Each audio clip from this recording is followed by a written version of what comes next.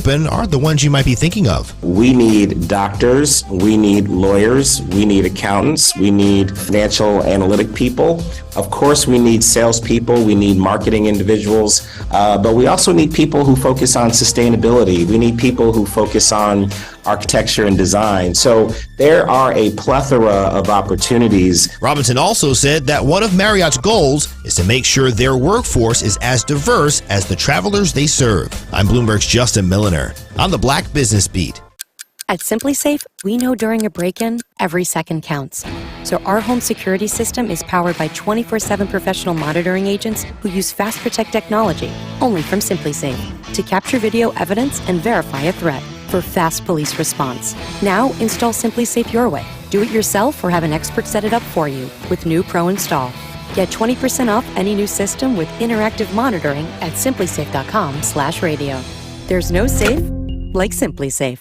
There's a price war in the insurance business, and you may be paying too much. Call the Term Lifeline right now and see if you can save 40%. $500,000 plans and up, that's our specialty. Even great smokers' rates. Protect your family today. Call the Term Lifeline right now for a free quote.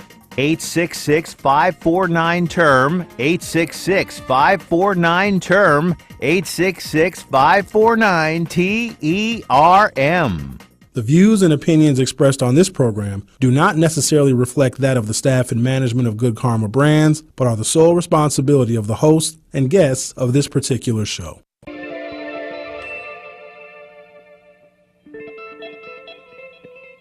America may have many, many days, but they will be full of trouble. There will be no rest. There will be no tranquility in this country until the nation comes to terms with our problems. Bringing you social and political commentary from his mouth to your ears, breaking down the issues which matter to you. You are not put here to be a white man's footstool. You are put here to represent the very best in God's word. Legendary civil rights icon, the Reverend Jesse Jackson, in the studio. Reverend Jackson, how are you? Mr. Reverend, good morning on this chilly Milwaukee morning. And I am pleased to have one of the founding members of the Black Panther Party, Chairman Bobby Seale. Mr. Chairman, how are you this morning? Good morning. I'm doing just fine. Thank you. From Mr. Eric Holder. Mr. Holder, so good to see you. How are you? Well, I'm fine, man. How you been? It's been a long time. Haven't seen you for a while.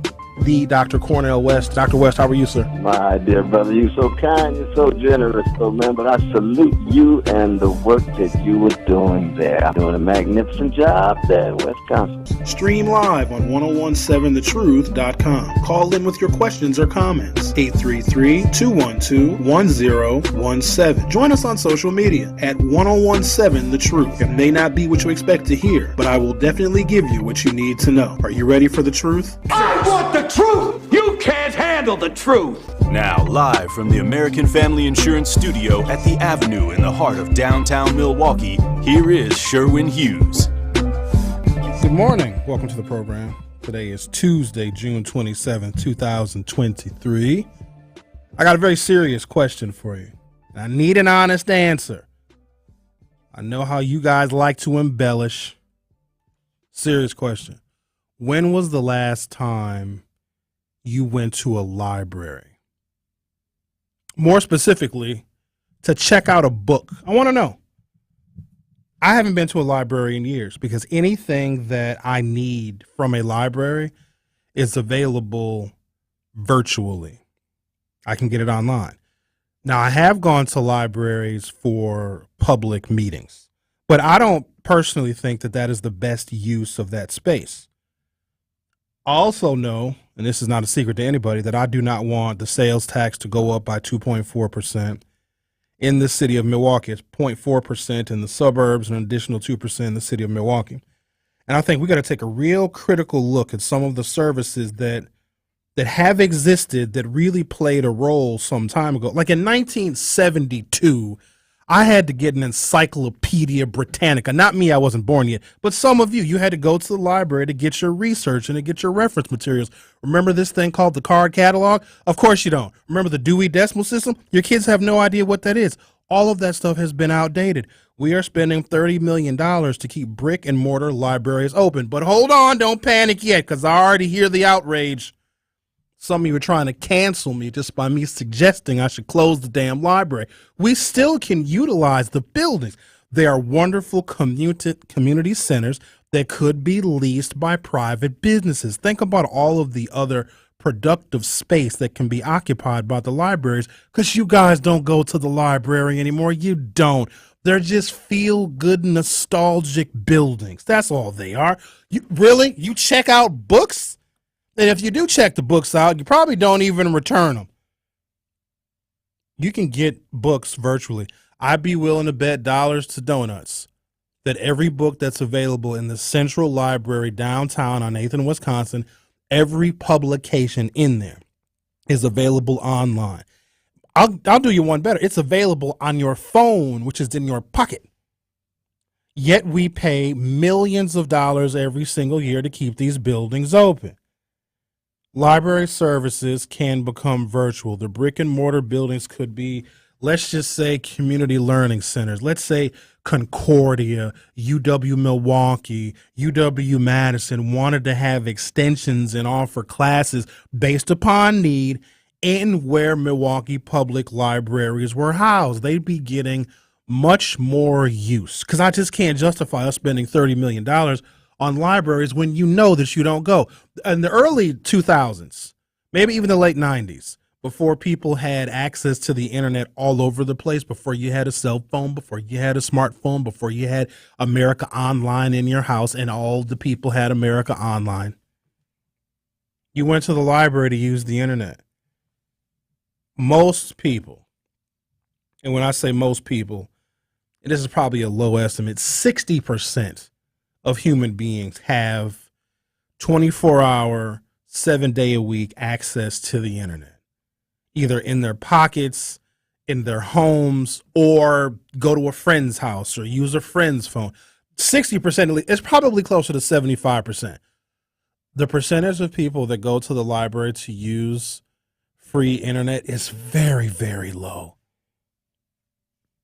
We could have some of our schools open to take the place of the internet usage in the libraries. I'm just trying to think of cost-effective ways to save money so we don't raise the sales tax. And I don't think that anybody would even dare mention closing the libraries. So I put a question on my Facebook page: when was the last time you went to the library?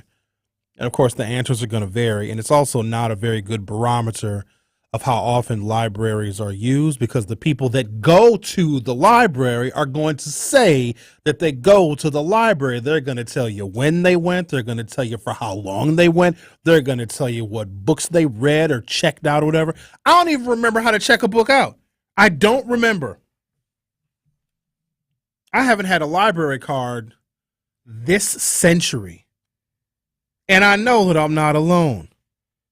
If we moved Milwaukee Public Library operations virtually, we still kept the buildings, but we rented or leased them out to either private businesses, or the state can rent and lease our libraries so they can extend the UW system's education into our communities. We still got to keep the libraries open when it comes to elections and the voting. And I say we could use them as UW extensions because they're right there in the heart of the community. Most libraries that we have in the city, and I got a list of them right here. There's many libraries. There's more libraries than I think we even need. A whole bunch of them. Well, the state has got a $7 billion surplus. I'll bet that money could be saved if people who are commuting to Parkside, what's another UW school that's kind of out of the way? Platteville. Do people commute to Platteville? No, it's too far. Oshkosh, perhaps. Offer those extensions where we have libraries. I do believe that we need more centralized education in the city. Why not utilize the spaces of the library to get more utility out of them? Because right now I just don't see it being a $30 million per year necessity.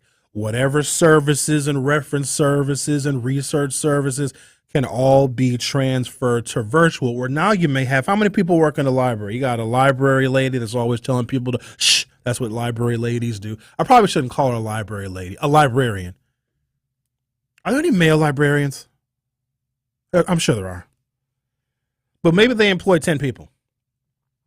they still could employ the 10 people, but now they would just be working from home. You don't need to keep paper files of anything anymore. In fact, you have some cities, albeit they're smaller towns, that are entirely virtual. Like their city halls are virtual. The services that you need, the information that you need about your city government, all of it is online. Their actual employees that work at City Hall has been dramatically reduced. And the pandemic showed us we don't need all of these people to be in a building anymore. And these are all very necessary cost-saving measures. I think the only thing stopping our common council and our mayor from implementing such things is just a sense of tradition and nostalgia. We don't have money for tradition and nostalgia no more. If y'all want to maintain police and fire service, and I'm sure you'll give your opinions on to how good that police and fire and EMT service actually is, but if you want to maintain it or increase it, there are some services that we need to get rid of, because if we're keeping them around just for the sake because they've always been there, that ain't good enough. And I don't want y'all to think that I'm attacking like reading or attacking libraries as institutions. I'm not. It's just in the situation that we are in right now, where the people in this city and in this county are going to have to foot the bill for poor financial management for decades. And the sales tax is going to be forever, ladies and gentlemen. And I see the long-term impact that it's going to have on people, on businesses, on your pocketbooks. If you got a raise or are getting a raise of 2.4% in the year 2024, right? And that's a meager raise, but probably within reason. The sales tax is going to eat that up.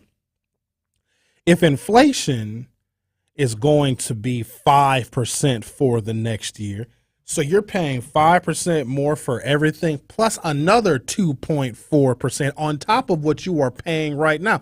The world just got 7% more expensive come January 1, 2024. And I'm bringing this up because I don't just want to be the talk radio host that complains about everything, just mad at everything. This ain't going right. This is all messed up. And this elected official is a terrible person and they're doing this, they're doing that. I mean, I'm going to do a little bit of that because that's in my nature, to be a little pessimistic. Not so much a contrarian, but certainly pessimistic. I've worked in politics for most of my adult life. I know how to be cynical. But I want to offer some kind of solution. If you really think about it, there are probably a whole bunch of services that have always existed but are no longer useful or not useful like they were. I'm still trying to explore the ways that artificial intelligence can dramatically improve our lives. It can save a whole bunch of money. I just did this for fun one day, and it scared me. I used, which not Chat GPT. There's another. Here's on my phone.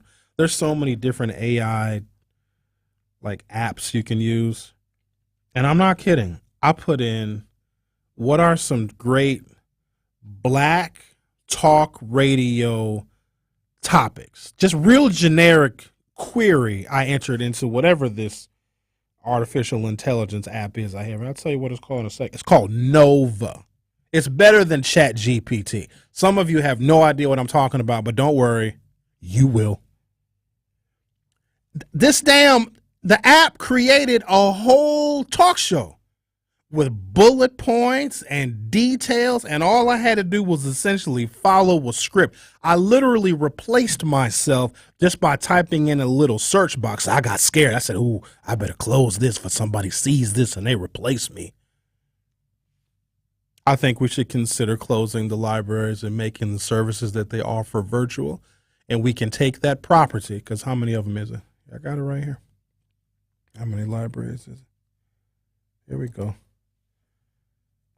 Atkinson, Center Street, East, Mitchell Street, Washington Park, Bayview, Central, Good Hope, Tippecanoe, Zablocki, Capitol, Central, Martin Luther King, and Villard Square. How many that is? 1, 2, 4, 6, 8, 10, 14 libraries with a budget of $30 million per year. Now, we're not going to close them. We're going to turn that $30 million liability that it costs us to run these libraries into a $30 million surplus. We can swing it back $60 million if we allow other agencies. There's some nonprofit organizations that could do yeoman's work if they operated out of the Bayview Library or the Center Street Library or the Atkinson Library. They could be sources of education, because they are sources of education, are they not? But now we need to reshape and retool them as we are a quarter century into the 21st century. I think this could be a major cost-saving measure and also a source of additional revenue for the city, so we don't have to raise your sales tax. Sherwin for president! The Truth with Sherwin Hughes. We'll be right back. Don't touch that dial. The Truth with Sherwin Hughes will be right back on 1017 The Truth, The Truth app, and 1017thetruth.com. What's good, y'all? This is 1017 The Truth's Telly Hughes, and I am Milwaukee. The goal of Truth Be Told with DT and Telly is to provide a platform for citizens of Milwaukee and Truth Nation to have their voices heard about concerns that have daily, direct impact. So join the home of Milwaukee's realest conversations where you can speak your truth. We are the award-winning 1017 The Truth, Milwaukee Black Talk. At Associated Bank, they know opportunity can't wait. If you're a female or minority small business owner, their community uplift loans could be for you. Loans range from $5,000 to $50,000. Get funds in as little as one business day. Talk to a relationship manager today about a community uplift loan and other business banking services. Call 800-270-7725. Visit AssociatedBank.com or stop by your local branch. Because you help build the Midwest and your neighborhoods, they got your back. Associated Bank, your money works here. Subject to credit approval, member FDIC, equal opportunity lender.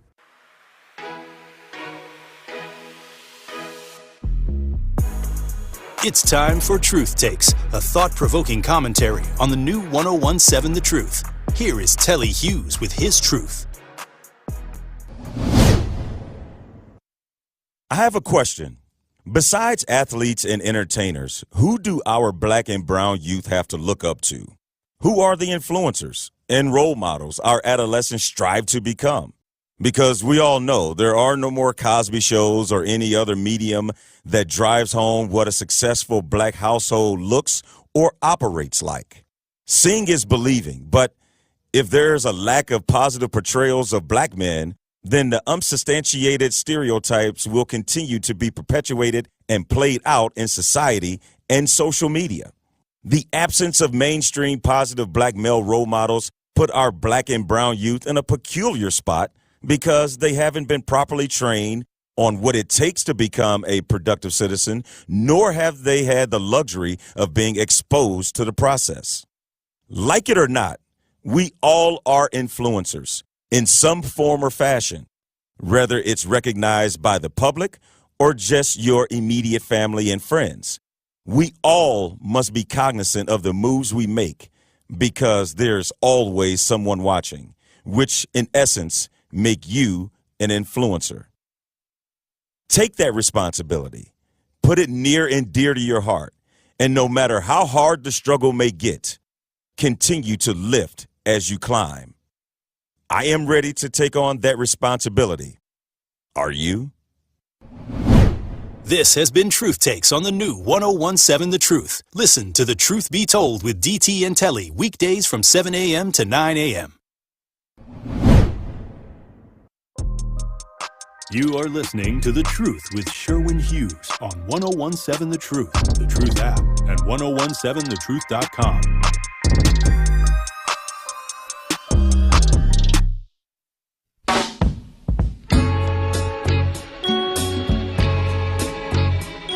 I ran into the mayor on Friday. I was holding court at the Belmont on Jefferson Street. It was a real nice evening on Friday. I was having myself a cocktail.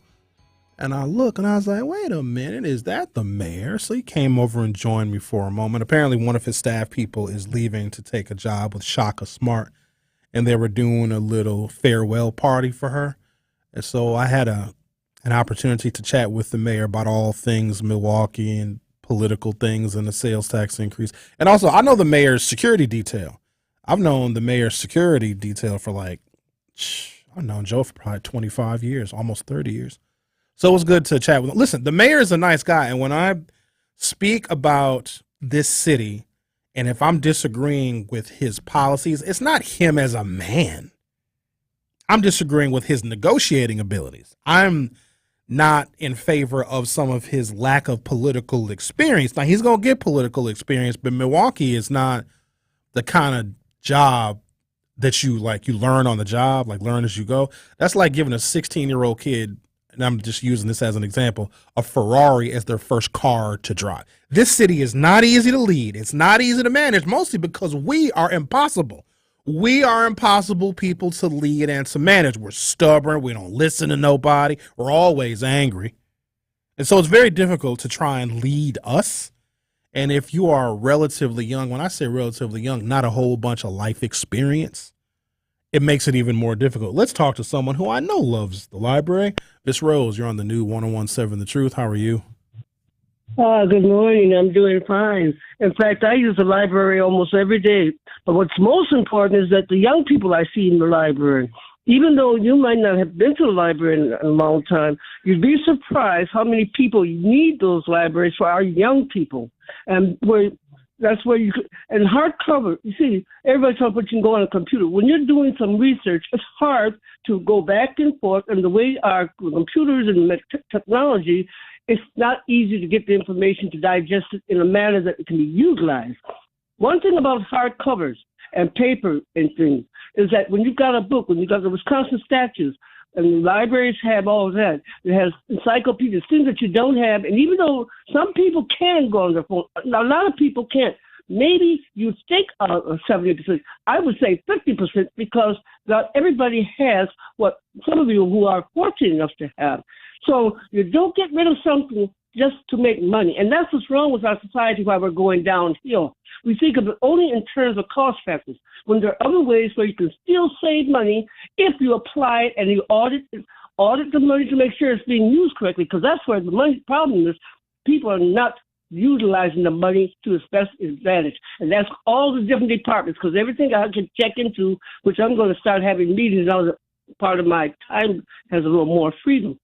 So don't talk about closing libraries, which are very instrumental in the community. Many people who might be around the community don't really get involved in the community. There's different areas in the community that need those libraries, especially our young people. Absolutely. I'm not saying that there's no need for them, but I'm saying, what does a library offer uniquely that people cannot get anywhere else? We could even do a virtual book checkout. Let's say you need a book. We can have it. You can rent the book or check the book out and have it delivered via Amazon in 2 hours. So what specific things? No, I'm asking you a serious question, Ms. Rose. What unique things do libraries offer that we can't get somewhere else? People are in a special echelon. You're not talking about everyday people. Ms. Rose, I'm going to ask you, we're not going to argue. I want to ask you a question. If you can't answer it, I got to move on. What specific and unique things? What's the question? What specific and I can tell you. Oh my God, let me finish. What specific and unique services do libraries offer that cannot be attained somewhere else?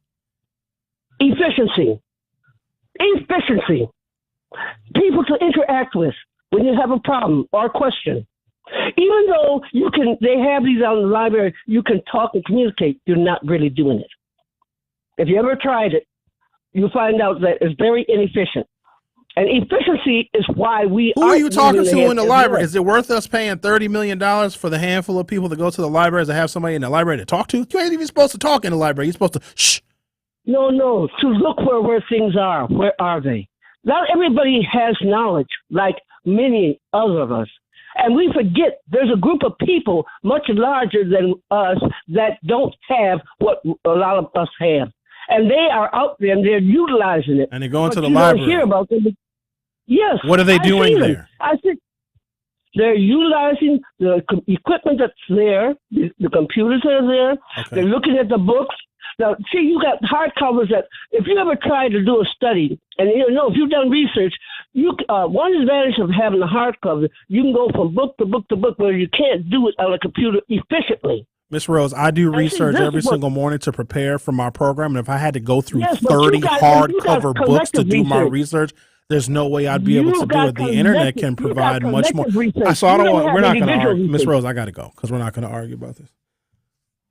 I knew she'd get emotional about it. And so here's the question: what services are uniquely offered at a library that cannot be attained somewhere else? Right. So whatever those services are, is it worth us paying $30 million to keep those brick and mortar buildings open and city employees employed? Now, you don't lay off all the city employees. Maybe some of them can get other jobs in the city. But I think that there are private sector or even other public sector agencies that could utilize those spaces, and they would take care of the building maintenance. They would take care of the utilities. They would take care of the landscaping, and they could offer additional services in those buildings. Because who's checking out books? Right. I think with Miss Rose, because she is 80 plus years old. I mean, libraries used to be like, that's where they went to kick it. Oh, hello there, Winston. What would you like to do today? Oh, I heard there's a sock hop at the old library, you see. That's what they used to do back in the 30s. Oh, when everyone talked like this, you see. Perhaps I'll go to the A. Old Smith and get myself a good old factory job, I say. Ha ha ha. All the services in a library can be virtual. Rhea, it's not funny. You know, we just can't keep stuff around in the 21st century that just make us feel good. Like, oh, I remember going to the library as a child. Have you been back since? No. Do you take your kids to the library? How about your grandkids? Nope, they don't even know what a damn library is. Now, for the people that utilize the libraries, this is horribly unfortunate. See, sometimes when you don't have the necessary money to maintain an antiquated service, you have to get rid of it, or we have to figure out which is a higher priority. Selling, renting, and leasing our surplus property. And I got a whole article here on the amount of money. Do you know you're paying $10 million to keep the utilities, to pay for the utilities in MPS schools that are empty? Did you know that? Did you know that there's a law on the books here in Wisconsin where if there's an MPS school that is empty, and a lot of them are empty because the number of children that are in MPS is going down because there's other alternatives, and people, believe it or not, are actually having less kids. It also corresponds to the fact that Milwaukee has lost population steadily over the last 2, if not 3 census counts. It's just a reality. But teachers, the teachers union, I shouldn't say teachers, don't want vacant MPS buildings. I mean, nobody is in them except rats. I even suggest when we had a real bad cold snap, probably 2013 or 2014, like we had sustained temperatures below zero, and the MPS schools that were vacant, 72 degrees in them, right? But would not allow homeless people to sleep in those buildings. They would die outside of the MPS building. The building, we're paying to heat the building, but would not allow the community access to the building. So some years after that, there was a bill that was passed that allows, if not requires, MPS to sell these buildings to high-performing charter schools and parental choice schools. The teachers union said, no, you can't. Let the building stay vacant. Let the taxpayers continue to pay for the lights and the heat and the water and the hot water in a vacant building, because MPS union teachers don't want a charter school to move into a vacant MPS school and outperform MPS, because some of those charter schools would, and they would pay market rate for the buildings. Now, I don't know how many buildings we have. This article may mention it, but we're talking about tens of millions of dollars of additional revenue just from selling the buildings that are empty. But we wouldn't sell them to just anybody.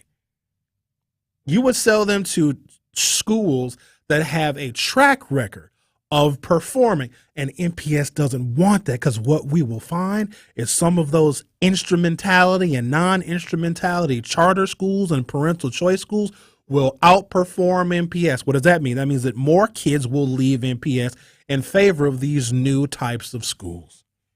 And you certainly can't have that. My, imagine if a whole bunch of kids that graduated from high school could read. Oh, it's horrible. Like, I just don't think that the people that we elect are looking hard enough, and it's no shame to them, because I know that they deal with people like Miss Rose that get very angry when we suggest uncomfortable things. But I guarantee you, We will be okay if they close some libraries and sell them or lease them to other agencies and entities that can still provide services in our community. Like, we're not going to tear the library down. We're just going to move UW Milwaukee into it. Or MATC could have extensions. Or we could do parenting classes. Or we could do community centers. We could do a whole bunch of stuff. The Boys and Girls Club of America could come and commandeer, not all, but some of our libraries where it makes sense in certain neighborhoods. You got to just think outside the box here, because the sales tax increase is going to be permanent. The pain you may feel from your library now being a UW extension will just be temporary. Our phone number here, if you'd like to chime in, is 833-212-1017, 833-212-1017. Time to repurpose the libraries and even look at selling some of our shuttered MPS schools. The Truth with Sherwin Hughes will be right back. The Truth with Sherwin Hughes returns after this on 1017 The Truth, The Truth app, and 1017thetruth.com. Are you looking for an opportunity to better the Milwaukee community? Do you want to develop your skills for a career or job? City Year Milwaukee is recruiting for its 14th cohort of AmeriCorps members. We are hiring young adults ages 18 to 25 to serve our amazing scholars in Milwaukee Public Schools. This opportunity allows you to serve your community and gain professional development, which will allow you to enter the workforce, your next educational journey, or even stay with us for a second year of service. Visit cityyear.org to connect with our local recruiters and learn how to apply. Hi, I'm attorney David Gruber. After an accident, you need a trusted winning team on your side. For more than 30 years, Gruber Law Offices has helped Wisconsin families get the results they deserve. If you've been injured, call our firm today for a free consultation. We're available 24/7. Wisconsin's own Gruber Law Offices, proud partner of your Milwaukee Brewers. One call, that's all.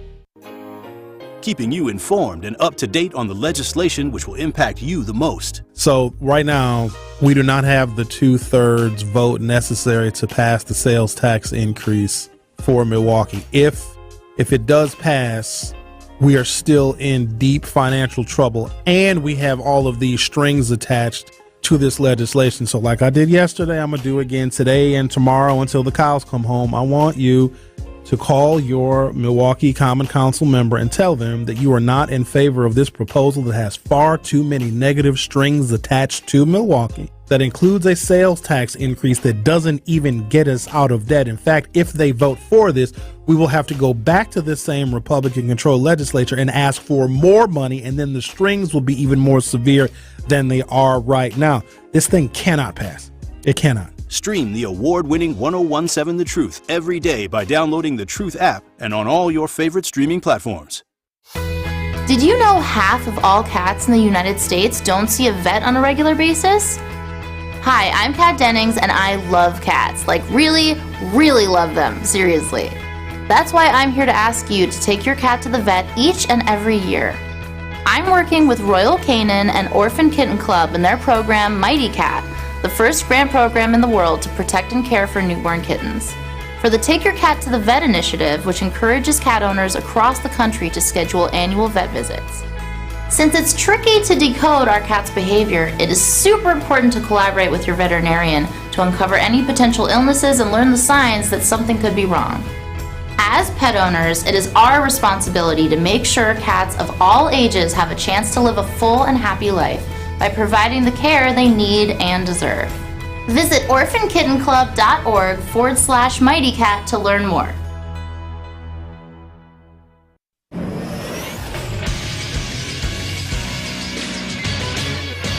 This Associated Bank Sports Update on 1017 The Truth is powered by ESPN Milwaukee. I'm Brandon Snott.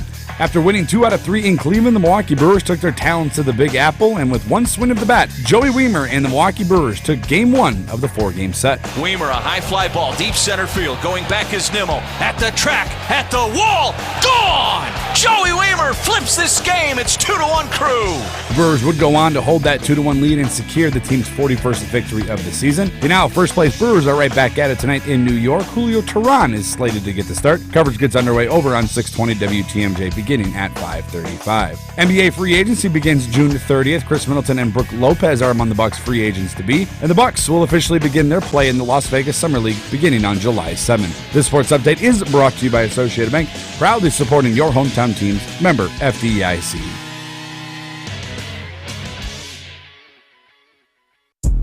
More of The Truth with Sherwin Hughes is next on 1017 The Truth, The Truth app, and 1017thetruth.com. Looking at some cost-saving measures here in the city that I don't know if that gets us the revenue that we need to avoid our fiscal cliff coming in 2025. But what it could potentially do is allow a smaller sales tax increase, or what I originally suggested, a graduated sales tax increase. So come January 1st, 2024, we will have a 2.4% sales tax increase in the city of Milwaukee, 0.4% in the suburbs, an additional 2% in the city.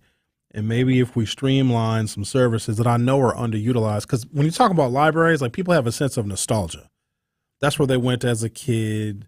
That's where they grew up. They got very fond memories of that, but nobody really utilizes them anymore. And when I talk about, like, so if you're an old person, and I'm an old person, so someone my age and older, we don't really go to the library like we used to because it's inconvenient. It's inefficient. Whatever information or reference you need, for the most part, you can get on your phone, you can get on the internet. But there's an entire younger generation that does not utilize the library like, let's say, the baby boomers did. Like, that was where you got your information.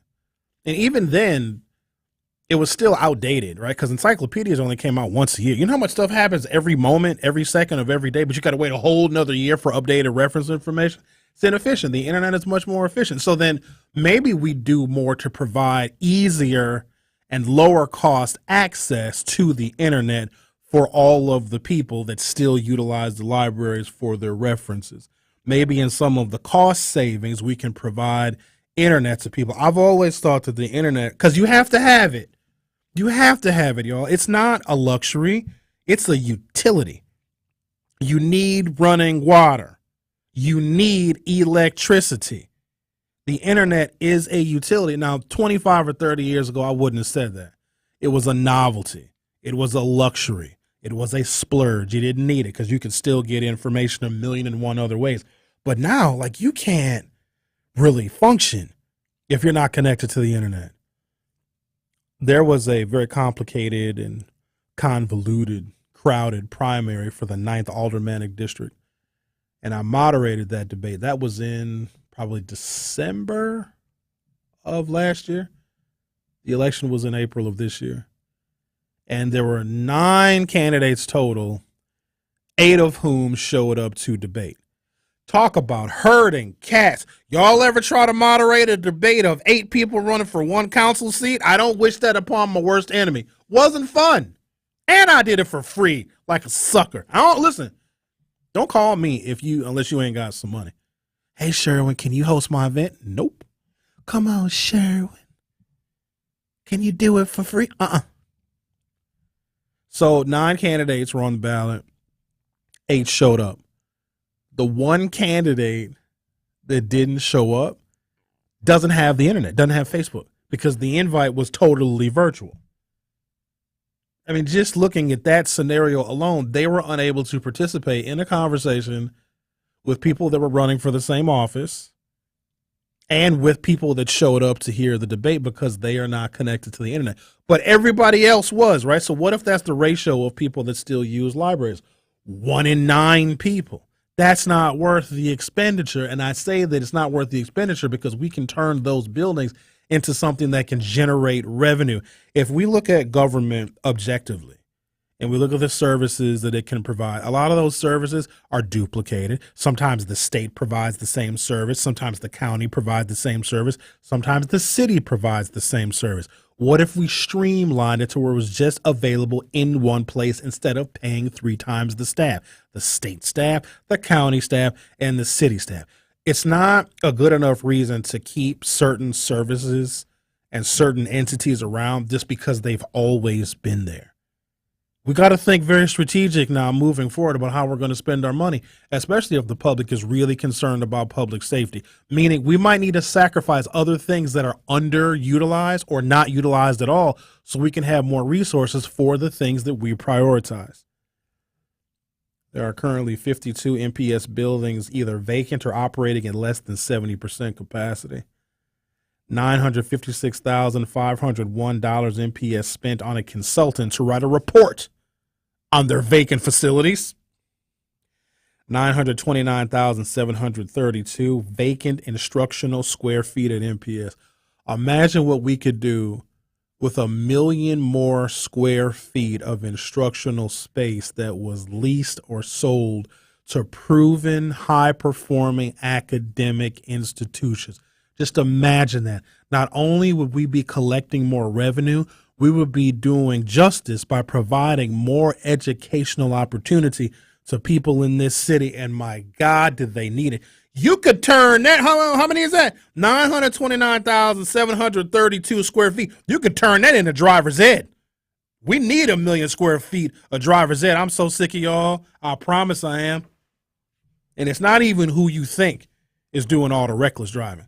I park in a parking structure here full of white folks here at the 3rd Street Market Hall. I can't even count how many times I've almost had my little Chevy Volt smashed to smithereens because a white girl with blonde hair is drinking her latte and talking on her cell phone while she's trying to navigate through the parking structure with one hand. Those are the reckless drivers. $5,895 MPS would have if it sold 9 vacant and available school buildings at their appraised value. $10,234,589 spent on utilities for vacant MPS building. Oh, what? What? You mean to tell me that the building is empty, but we spent a $10 million piece to keep the lights and the heat on in a building? Well, then let me live there.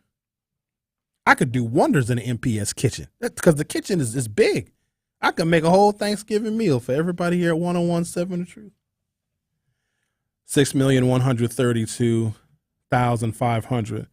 The estimate of dollars spent last year on empty seats at MPS schools. 7,000 more empty seats at MPS projected in the next 10 years. Our phone number here is 833-212-1017, 833-212-1017. Can you guys think of other services that just, they're not utilized to the extent in which we are paying for them? Look, you think that I want to have to repackage and repurpose the libraries? No, I want to keep the libraries around forever. But if they're not being utilized and if it's costing too much, and if we have to raise your sales tax to keep services that you don't even use available, that just doesn't seem like an efficient way to run the government. And I'm not saying you demolish the buildings. I got to be abundantly clear.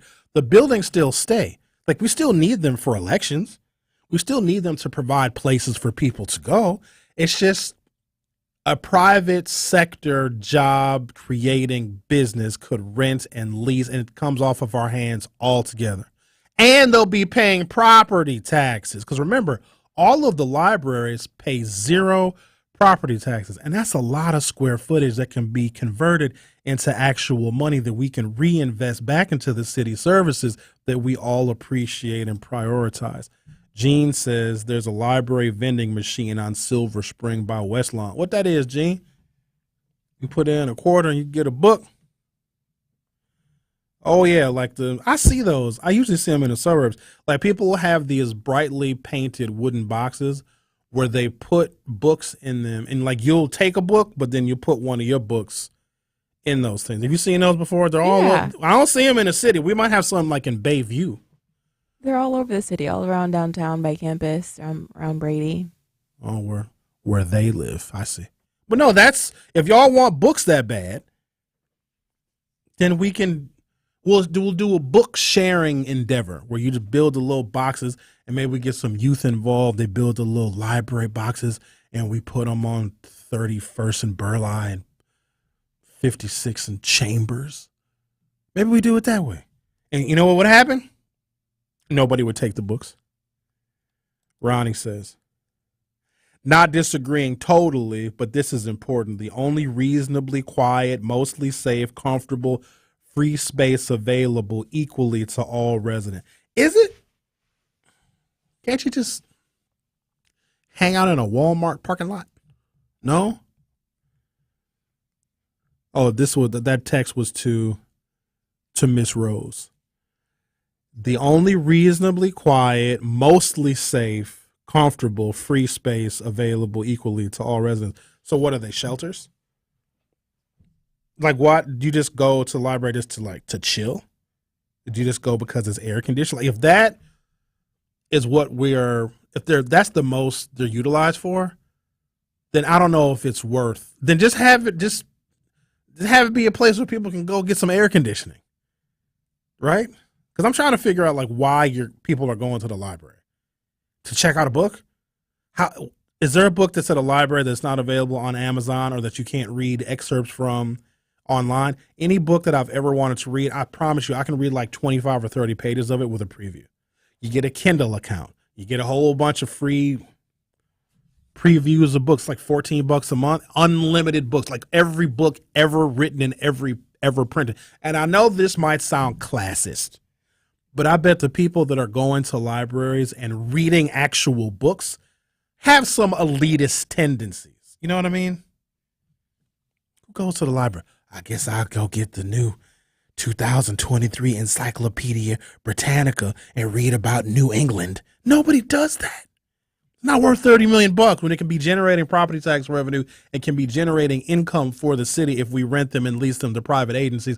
And maybe even the state comes in and puts UW extensions in our libraries. Or maybe we use them for voter education. Or maybe we do them for job training and job placement. Maybe we use them. What if driver's ed was in the neighborhood library? And some of y'all need to take driver's ed. Your kids certainly need to take driver's ed. And there would be a company. Is Easy Method still around? They used to do the private driver's ed classes. And you have a whole bunch of cars in the parking lot of the library. Those are the driver's ed cars. I hope they're not Kias because they'll all get stolen. I just think that there's a way in which we can be much more efficient. C-Note says, wait, what? Sherwin? I take my boys to the library. Okay, take them to the park. Right? Like, who goes to the mall? Think about it. And if I said, tear down Mayfair Mall. Well, some of you would probably agree. But the mall exists for nostalgia purposes. I'm going to give you a perfect example. I work in what used to be a shopping mall. People don't shop at the mall anymore. They shop online. On very rare occasions will people actually go to a brick and mortar store. I mean, it's for specific things. But for the most part, we used to do all of our shopping at the mall. Now you can buy 90% of what you need from Target online, Walmart online, and certainly from Amazon. So this mall that I'm in right now has been repurposed to the 3rd Street Market Hall. There's apartments here, and those people are paying rent. So that's income that's coming in. There's a bunch of businesses here. They're paying rents and they're paying leases. That's income coming in. There are restaurants here that are selling food to all sorts of people. That's income coming in. So we repackaged the mall. In 1983, if you would have said close the Grand Avenue Mall, people would have had a fit because this was a place where we interacted socially. Not really so much anymore. I'm not saying you close the mall or close the library, but just find creative ways to repackage and repurpose them. What if some of our libraries could be little business incubators? Maybe you have a little business. You got a cupcake shop because all y'all want to sell cupcakes for some damn reason. With all this diabetes in our community, however, I digress. The library space can now be used as a low-cost option for someone to have a little startup space for their business, right? Just trying to think out of the box so you don't raise my damn sales tax. The Truth with Sherwin Hughes will be right back. Don't touch that dial. The Truth with Sherwin Hughes will be right back on 1017 The Truth, The Truth app, and 1017thetruth.com. This is 1017 The Truth's Sherwin Hughes, and I am Milwaukee. This show has meant so much to me because it's an opportunity for me to express my thoughts and my feelings to my community, and for my community to express those same thoughts and feelings right back to me. Milwaukee means a lot to me. I was born here, raised here, educated here, and I'm committed to making this a better city. Join the home of Milwaukee's realest conversations where you can speak your truth. We are the new 1017 The Truth. Milwaukee, Black Talk. Here at the new 1017 The Truth, we count on the support of community partners. One of those local partners is Associated Bank. Together, we are committed to uplifting local organizations and supporting Black-owned businesses. We are proud to call Milwaukee home and promise to be a positive reflection on the community. We look forward to celebrating Black culture and excellence with you every day as we make history and continue to uplift the voices in our city. Join us for the journey at the new 1017 The Truth, founded in partnership with Associated Bank, member FDIC. At Associated Bank, they know opportunity can't wait. If you're a female or minority small business owner, their community uplift loans could be for you. Loans range from $5,000 to $50,000. Get funds in as little as one business day. Talk to a relationship manager today about a community uplift loan and other business banking services. Call 800-270-7725. Visit AssociatedBank.com or stop by your local branch. Because you help build the Midwest and your neighborhoods, they got your back. Associated Bank, your money works here. Subject to credit approval, member FDIC, equal opportunity lender. Fred, why choose Erie Insurance? The passion that we put around your personal development and your growth. We pay for you to go to college. Wait. What? Yes, we will help pay for you to go to college. So you get your foot in the door with us, we will help advance your career. Okay. We will help you get the designations, like I mentioned. It's even easier now. I'm doing it from the outset with our diverse communities to help them get these designations and licenses before you even show up inside the doors of Erie Insurance. Visit ErieInsurance.com for more information. Are you craving mouth-watering, unforgettable food? I'll Take a Bite of That has got you covered. Try their hot honey chicken with homemade honey infused with the best hot peppers, or their famous nachos. They have homemade seasonings on everything, from fries to burgers to chicken. Ordering online is a breeze and hassle-free. Just visit I'llTakeABiteOfThat.com for your pickup or delivery needs, or follow them on Instagram or Facebook. Visit I'll Take a Bite of That. It's amazing. Here at the new 1017 The Truth, we count on the support of community partners. One of those local partners is Associated Bank. Together, we are committed to uplifting local organizations and supporting Black-owned businesses. We are proud to call Milwaukee home and promise to be a positive reflection on the community. We look forward to celebrating Black culture and excellence with you every day as we make history and continue to uplift the voices in our city. Join us for the journey at the new 1017 The Truth, founded in partnership with Associated Bank, member FDIC. This is The Truth with Sherwin Hughes on 1017 The Truth, The Truth app, and 1017thetruth.com.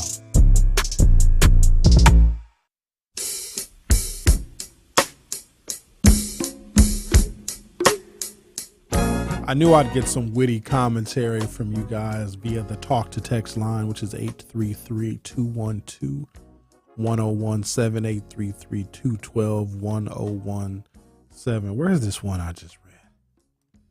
Hang on a second. Wait.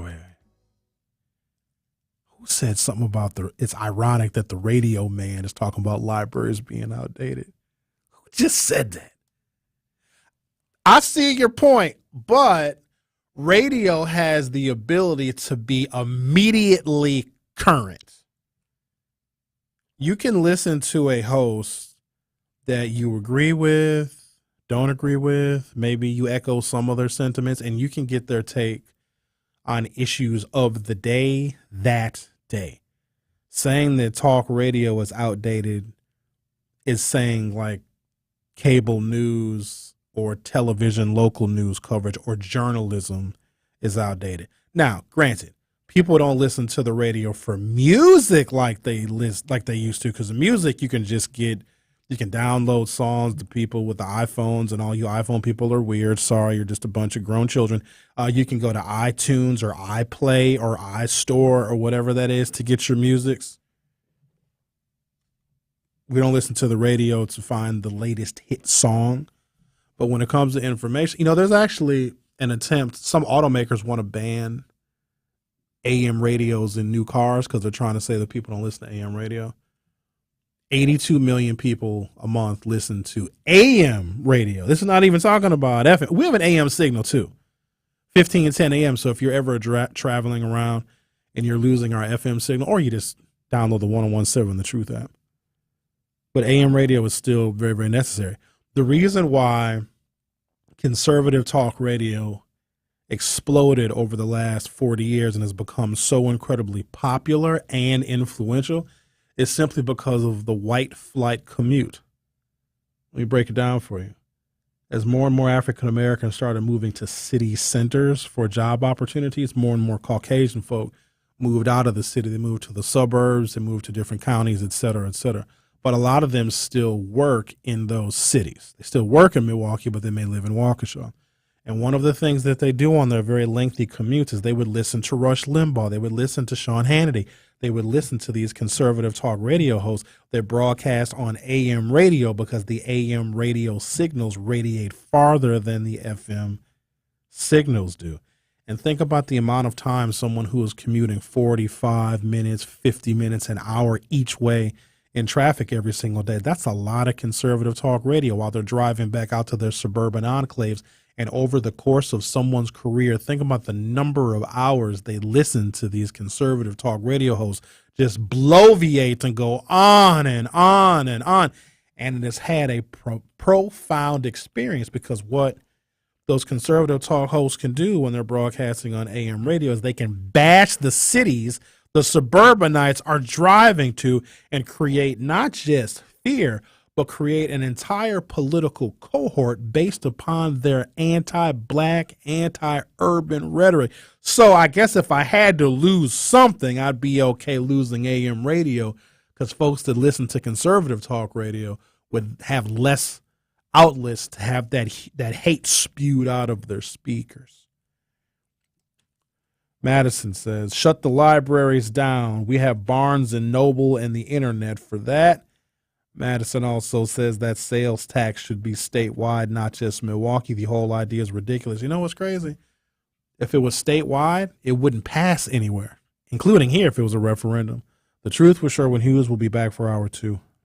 It's your girl Melanie Ricks from Nothing But the Truth, and there's a fantastic event coming up that you don't want to miss. The award-winning 1017 The Truth is proud to announce our inaugural Truth Family Fest on Saturday, August 12th at Riverside University High School in Milwaukee. We are bringing the community together for a family festival that will have something for everyone. There'll be live music, spoken word, delicious food, healthcare resources, and free giveaways. So mark your calendars and come out to enjoy the music, food, and fun at our inaugural Truth Family Fest on Saturday, August 12th. Come in with straight truth. What's stuck in your craw that makes you think that a person is going to pay millions of dollars for a property that they want to redo, rebuild, reinvigorate the city of Milwaukee on 76 and Brown Deer Road, and you're giving them trouble? Why is downtown always more important than the rest of the city? Is it because black people live up there? Listen to The Truth in the Afternoon with Dr. Ken Harris on 1017 The Truth and The Truth app.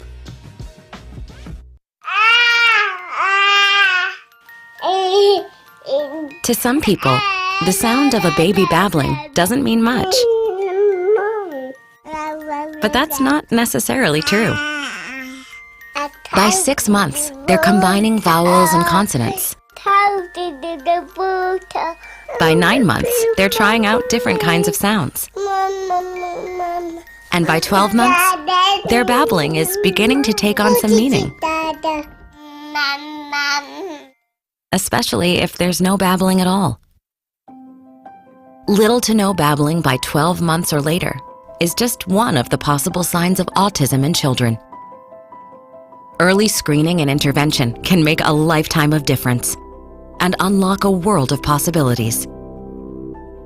Take the first step at autismspeaks.org.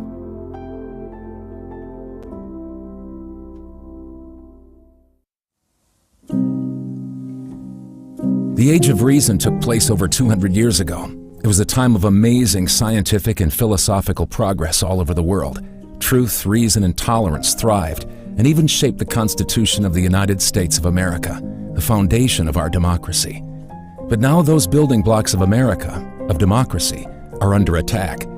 In just 2 decades, big tech social media billionaires have allowed their platforms to roll back truth, facts, and tolerance, and fill the screens in our homes and in our pockets with lies and hate. Online disinformation and hate affect everything, everyone, everywhere. It splits us apart, hurts our children, polarizes our societies, and is literally leading to violence and terror in our communities. Lies and hate everywhere are a threat to all people, anywhere. Be a part of the change. Help defend the future of our democracy. Go to counterhate.com to learn more. Join the livest radio show in Milwaukee, Nothing But the Truth with Melanie Ricks. Listen every weekday from noon to 1 p.m. on 101.7 FM, 1510 AM WGKB Waukesha, and W269DL Milwaukee, a locally owned Good Karma brand station. It's The Truth with Sherwin Hughes on 101.7 The Truth, The Truth app, and 101.7thetruth.com.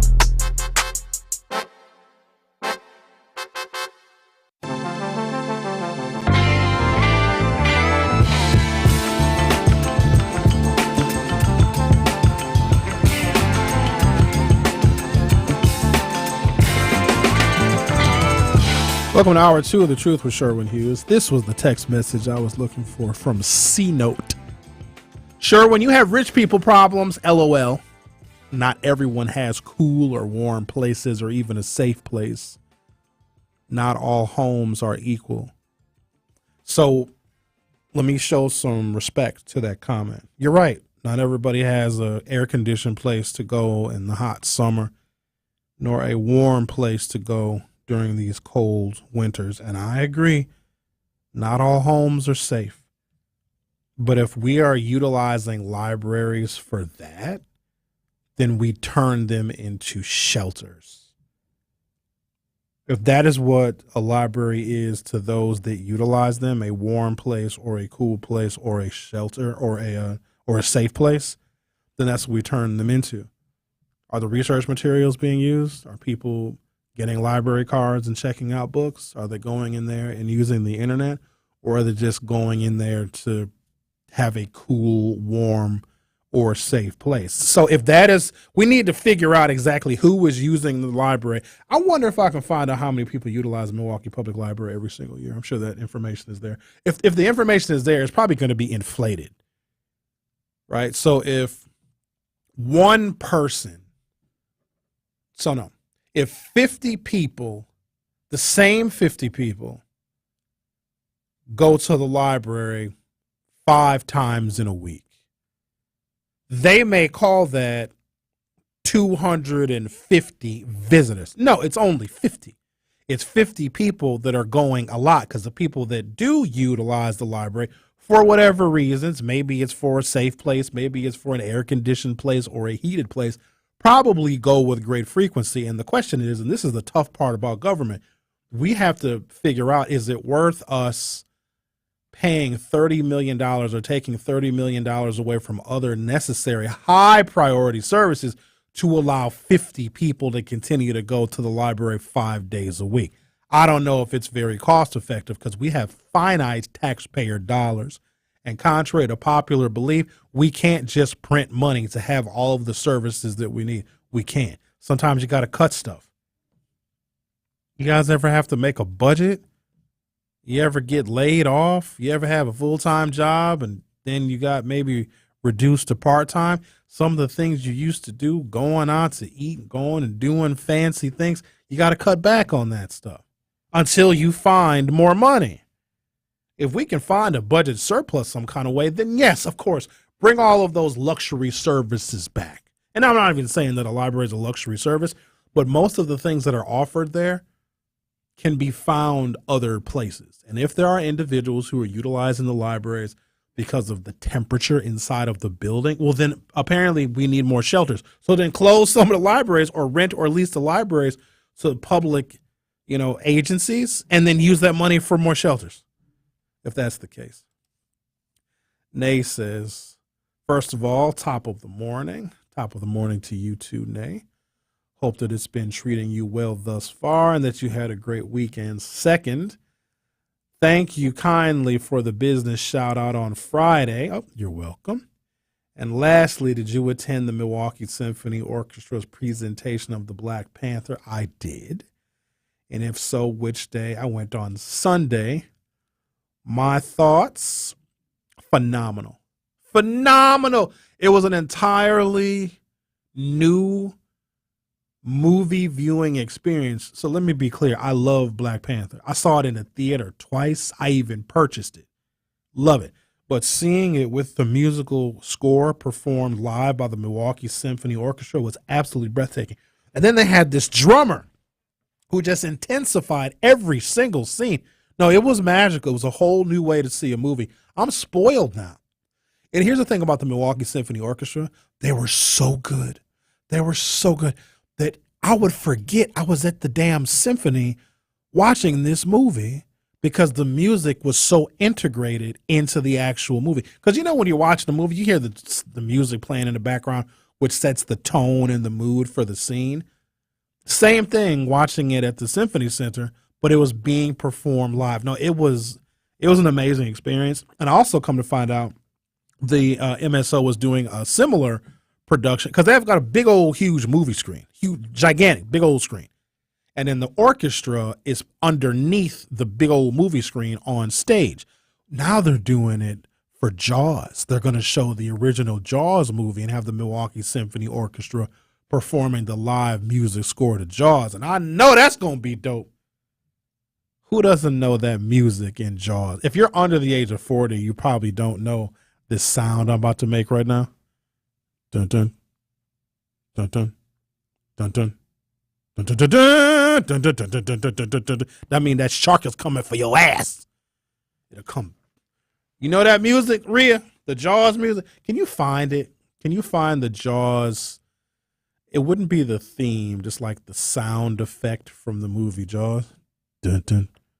Dun dun. And it's always white people in the water.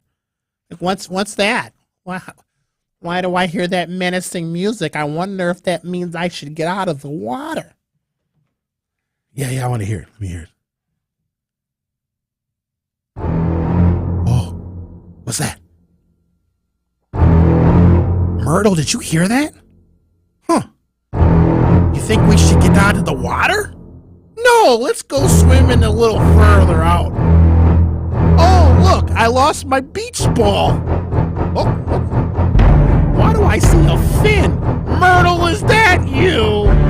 Stop playing, Myrtle. Oh, my ass!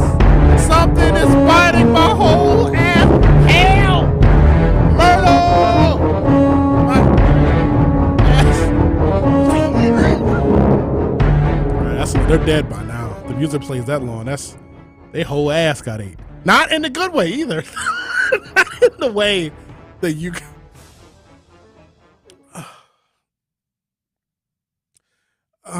Okay. I don't even know that's how my show gets derailed. I want to talk about. Stop now, Rhea and Maya in the production studio laughing. Y'all need to chill out. I can hear you laughing through the glass. I want to talk about the mayor's State of the City address. Now, I didn't listen to all of it. I heard pieces of it. He is certainly optimistic about the future of this city. I cannot yet match his optimism, but I also know the more optimistic he is about the vision of the city that sets the tone for his legacy. Because I don't know if he wants to be a mayor that presides over a city with unacceptable levels of crime, poverty, joblessness, fatal and non-fatal shootings, robberies, carjackings, et cetera, et cetera. So you focus on the positive things. One of the excerpts I heard from the mayor's State of the City address was he talked about the unemployment rate, but he used Milwaukee County, not the city of Milwaukee. Milwaukee County has a lower than national average unemployment rate. That is not the same as the city of Milwaukee. Whitefish Bay might have 98% of its eligible people working. That has no bearing on the city of Milwaukee. Meaning that, quite honestly, if more people in the suburbs are gainfully employed, statistically, they probably work in the city, meaning they're taking jobs away from people that actually live in this municipality compared to theirs. He wants to replace all of the lead water service lines in the city in the next 20 years, as opposed to the 60 or 70 years that was originally projected. So when they had that projection, I think that was Tom Barrett's administration that said we can replace all the lead service lines in 60 or 70 years. So they're basically saying we're going to have 2, if not 3 more generations of children that are poisoned. Cavalier Johnson said, well, just 1 more generation of children that are poisoned. Is it worth it to have libraries open that y'all don't use and have our water pipes be made out of lead, poisoning our children and lowering their test scores? Do you really need the library that bad? Can't we turn the libraries into something that can generate revenue so we can, drink clean water? That's an environmental issue. You know what else is an environmental issue? This wildfire smoke. Now, I don't really smell the smoke. If I go like that, sniff real hard, then I can kind of smell it a little bit in some parts of the city, but I don't really smell it. I see it. It's hazy because you can see when I was driving into downtown, because I take Wisconsin Avenue east. And then as you drive east on Wisconsin Avenue, the skyline of downtown just kind of unfolds. It's actually very nice, very pretty. And I just saw this haze, this foggy, smoggy haze over downtown. Well, that's the wildfire smoke from Canada, because apparently Canada is either frozen or it's on fire. I don't know. It's something with the environment. It's been a drought, and then somebody smokes a cigarette and they throw the cigarette in the grass in Canada, and then all of Canada burns or whatever, and then we get to smoke here. Do y'all know that wildfire smoke is carcinogenic? Did you know that? Breathing in smoke, even though you can't really smell it, there's particles and there's asbestos and there's a whole bunch of different chemicals and particles that cause cancer that's like hovering over our city. So what I don't want to happen is 20, 30 years from now, we're shocked at where all of these new cancer cases came from. Y'all gonna blame everything but the wildfire smoke that's spreading all sorts of cancer dust all over the place. Ladies, get your mammograms, because we don't want you to get breast cancer or any kind of cancer for that matter.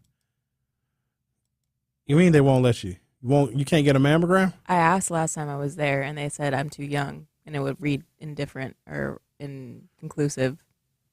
No, you got to go to another doctor, because that actually happens with African American women. We get denied services for whatever reason.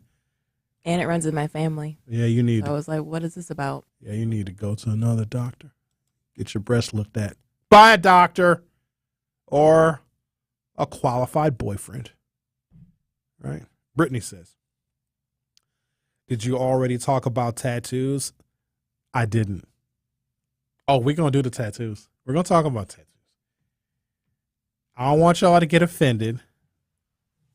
I just want you to hear what I'm going to say about the prevalence of tattoos, what it means, and it's not going to always apply in every single case.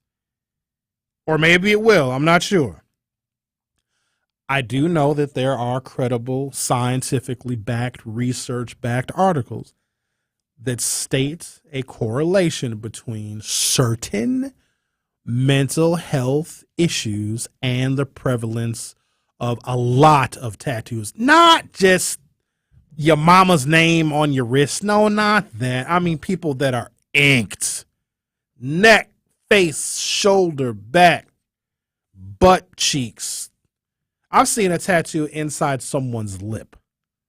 Yeah, I've seen that. They pulled their lip down and showed me a tattoo. They're like, Sherwin. I said, what? You want to see my new tattoo?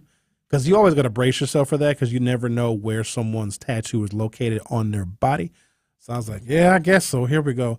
She pulls her damn lip down on her face. That one she pulled down. I was like, why would you do that?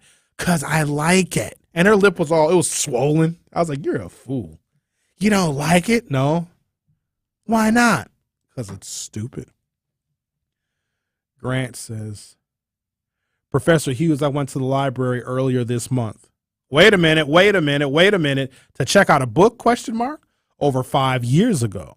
My library card had been expired and they couldn't even find it in the system. See there? Libraries are inefficient. Or at least in that case, they are. Grant goes on to say, and this one is pointed at Madison. What did Madison say?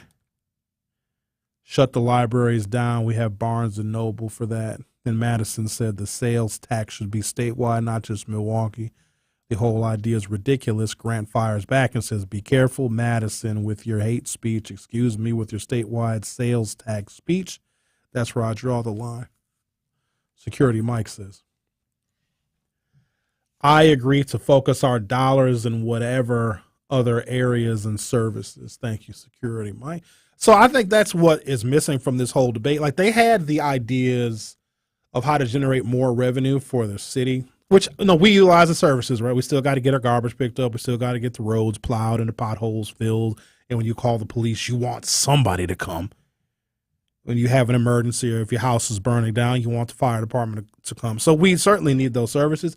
But they never asked us from the onset, what are we as Milwaukee residents willing to live without to maintain basic city services? I get it. We got to pay the pensions. I understand that. But first ask us, what are we willing to live without and how we can save additional money? Because I know that we got services that are duplicated and triplicated, if that's even a word, here in the city. There's something that the state offers, that the county offers, and the city has a version of it too. Why not just streamline that into one? I know that there are government departments that can be transformed to virtual and online only. I know that for an absolute fact. Instead, we're paying somebody 60, 70, 80 grand a year to sit in the cubicle to do nothing. Can I be honest with y'all for a moment? I mean, I'm honest all the time, but I want to be real honest. I shouldn't say this. Got to figure out what the statute of limitations are. So when I worked in City Hall and city government from 2004 until the end of 2007, I was a senior business analyst for the Emergency Business Enterprise Program. Essentially, it's an agency within the Department of Administration that certified minority-owned businesses and women-owned businesses to get city contracts. The city has a lot of employees, but the city does not perform all of the services necessary with city employees because it would be too expensive. Sometimes they privatize those services and they hire businesses to do work and perform services on behalf of the city. Here's an example. There's a lot of vacant lots in the city, tons of them. We could have, employees of the Department of Public Works go out there with lawnmowers and cut all of those lots, the vacant lots, the grass. We could, all the boulevards and all the MPS schools and all the police stations and fire stations. We could have Department of Public Works people do that, but we found it's cheaper if we have a contract for lawn cutting services in the city. This is just one example. And so we would certify businesses so that they could get the money to cut the grass instead of using very expensive city employees. So that's what I did. We talked to the businesses. We had them send in their paperwork. There was an application process. Review the application process. Hey, cool, you're certified. You now can bid on city contracts and hopefully make money off of the city. And it actually saves us money. But you know what I did most days? Nothing. I went to Starbucks most days when I worked at City Hall. They started me, this is in 2004. So just after the presidential election in 2004. My starting salary 19 years ago at City Hall was $45,700 a year. Full benefits. I had health insurance, dental insurance, eyeball insurance, life insurance. I had all the benefits, and they started me at $45,700 per year. When I left city government in the end of 2007, my $45,700 salary was just under $53,000. So I got, what is that, $8,000 worth of raises in 3 years? And my retirement contribution in that amount of time was like $15,000. And you know what I did most days? Nothing. My job could have been part-time and could have been virtual. My 3 years at City Hall, I can't even tell you what my benefits cost. My 3 years at City Hall, just as me as a single employee, probably cost you $250,000. My position could have been eliminated. Now, did I want my position eliminated? No. I got 2 raises a year. Now, they don't do this anymore. In fact, since the economic crisis of 2008, 2009, they cut out the city raises and those lucrative compensation packages. Let me tell you how I used to work back in the day. So you'd get 2 raises a year. No matter what you did, you could suck at your job and you got 2 raises a year. And a lot of my coworkers at City Hall at the time really sucked at their job. They just really were bad, just horrible and they also, a lot of the time, also did nothing. And they were bad at doing nothing. So you get an increase in your salary on the anniversary of your hire date. Just because. No reason. Not tied to performance. No. Not tied to how many days you went to work. You just got a raise because, yay, it's your anniversary date. And then in January, you got what was called a cost of living increase, like 2%, just for the heck of it. So what they would do is they would raise your salary. So in February, your checks would be reflected of the 2% increase. But in January, you just get a third check with no taxes taken out. That was your 2% salary increase for that month. It was way too lucrative, way too expensive. And a lot of those positions can be eliminated and become virtual instead of us having to raise the sales tax to pay pensions for people like myself at the time. The Truth with Sherwin Hughes. Will be right back. The Truth with Sherwin Hughes returns after this on 1017 The Truth, The Truth app, and 1017thetruth.com.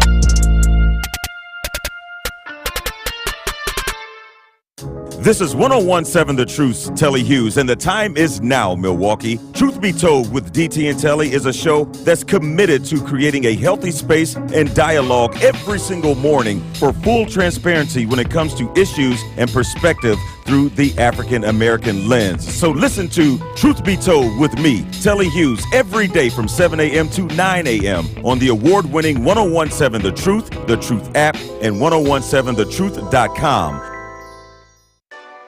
This is the new 1017 The Truth Milwaukee Public School Athletic Alumni Spotlight. Valerie Daniels Carter, part owner of the Milwaukee Bucks and queen of a fast food empire, began right here in Milwaukee. But before Valerie would live out her dreams, she would first have to create them. Valerie began at Custer High School playing basketball. After graduation, Valerie attended Lincoln University and earned a basketball scholarship. She graduated college and opened her first Burger King in 1984. This excited Valerie as she diversified her portfolio, franchising brands such as Pizza Hut, Auntie Annie's Pretzels, and much more. Valerie's success continued, and she became part owner of the Bucks in 2014. And in 2021, along with the Bucks, she became a world champion. Valerie Daniels Carter, always a Custer Cougar, and always MPS proud. This has been your Milwaukee Public School Athletic Alumni Spotlight, presented by Gruber Law Offices. One call, that's all. Are you looking for an opportunity to better the Milwaukee community? Do you want to develop your skills for a career or job? City Year Milwaukee is recruiting for its 14th cohort of AmeriCorps members. We are hiring young adults ages 18 to 25 to serve our amazing scholars in Milwaukee Public Schools. This opportunity allows you to serve your community and gain professional development, which will allow you to enter the workforce, your next educational journey, or even stay with us for a second year of service. Visit cityyear.org to connect with our local recruiters and learn how to apply. On the Rocks, premium cocktails are now being served at Whitetail. Located in downtown Milwaukee at 1110 North Dr. Martin Luther King Jr. Drive, you can join them this Saturday, July 1st from 10 p.m. to midnight for the chance to enjoy these premium cocktails on them. Try their effing Cosmopolitan or Nito's Margarita in Knob Creek Old Fashioned. You can also purchase these products locally at Pick and Save Midtown. Please drink responsibly. On the Rocks, ready to serve cocktails.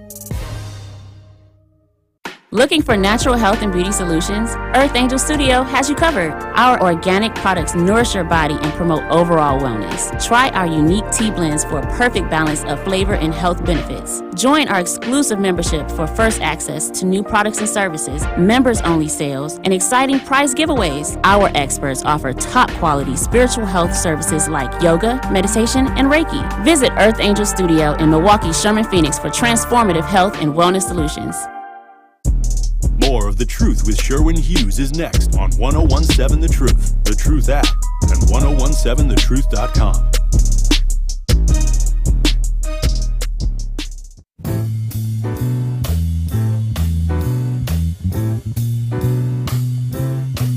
Well, it's a marvelous night for a moon dance. So if you guys are concerned about the children, I'm gonna get off the library thing. Don't worry. I gotta get this. I gotta say this stuff. All the kids that go to the library, ask your child if they even go to the library in their school where they are most of the year. Nope. So even if they do go to the library, when are they going? In the summer months for 3 months? If you guys are concerned about the children, and the kids need to go to the library. They don't go to the library in their own school. Do schools even still have libraries? Kids don't have the chance to go to the library in schools. Why not? They don't. They don't take them well enough. It's there, but if it's not blocked into your schedule, you really don't have the option to go as often. So you're saying they don't go to the library in the building in which they are for most of the year, but then we should keep the libraries outside of school open? So that the kids that don't go to the library in the school, they go to the library when they're out of school? I don't know if you've ever seen what high school kids do after school, but it's not go to the library to trade books and read to each other. They don't! They smoke weed and have sex and drink alcohol and eat edibles and get high and steal Kias. Oh, they don't? Okay. Yeah, they're all a bunch of angels, huh? Yeah, all right. Y'all need to chill. Like, my generation is over here pretending like we weren't that bad. We were very bad. It's just, it wasn't on Ring cameras and it wasn't on cell phone cameras. And cops didn't have body cameras back then. We were terrible. We would disappear. Our parents could guess where we were. We even lied about where we went. I used to say I was going to my friend Mike's house. I was at Mike's house 10% of the time. You know why we said we were at Mike's house? Because Mike's mom was cool. And when my mama called Mike's mama to check to see if I was there, Mike's mama would say that I was. I wasn't. I was probably having sex with a girl. Probably, maybe, or at least thinking about it. We were terrible. We would just, all right, hey, we would just give our parents real basic information. Yeah, I'm going to go over to Mike's house and then we're going to go over to Northridge, and then my mother would give me some kind of cryptic information. All right, now you better get back here before it gets too late. I don't even know what that means. That means it's entirely up to me when and if I come home. And if I wasn't going to come home before it got too late, I would just call her and just make something up. Oh, yeah, I'm going to go over to Tootie's house and have stovetop stuffing or whatever. I was probably trying to have sex with Tootie. Right? So we were terrible. And we're over here pretending like kids don't do the stuff that we used to do. We did just as much, if not more, but just didn't get caught. We didn't really steal cars. There was kids that did steal cars, but it wasn't. What did we used to do? I guess drugs. And just whatever kids do when there's no parents. Because my generation grew up with both parents in the workforce. So most of my developmental years, between 3 o'clock and 6 o'clock, 75% of my friends, I mean, myself included, there was nobody home. So for 3 hours, we were unsupervised. We also knew how to cook at 10. I had a key to my house at 10 years old because I would get home and there was nobody home for hours. And what the parents say? Don't answer the phone. Don't answer the door, right? That's all. That was our instruction. Imprison yourself in the house. Don't answer the door or the phone until we get home. And so what we would do is we would either have our friends over or we would go to our friends' houses because we'd answer the door for each other. And we would just have everybody out of the house or we'd be home by the time our parents got home. Like, that was it. Do you know what kind of mischief we got in? Sino says, I stole them, Sherwin. High speed, drop top Jags. Mom was working. I was cruising. Milwaukee made me this way. Sino, how old are you? Just curious, because in a previous text message, you said you take your boys to the library. Why don't you tell your boys what you used to do?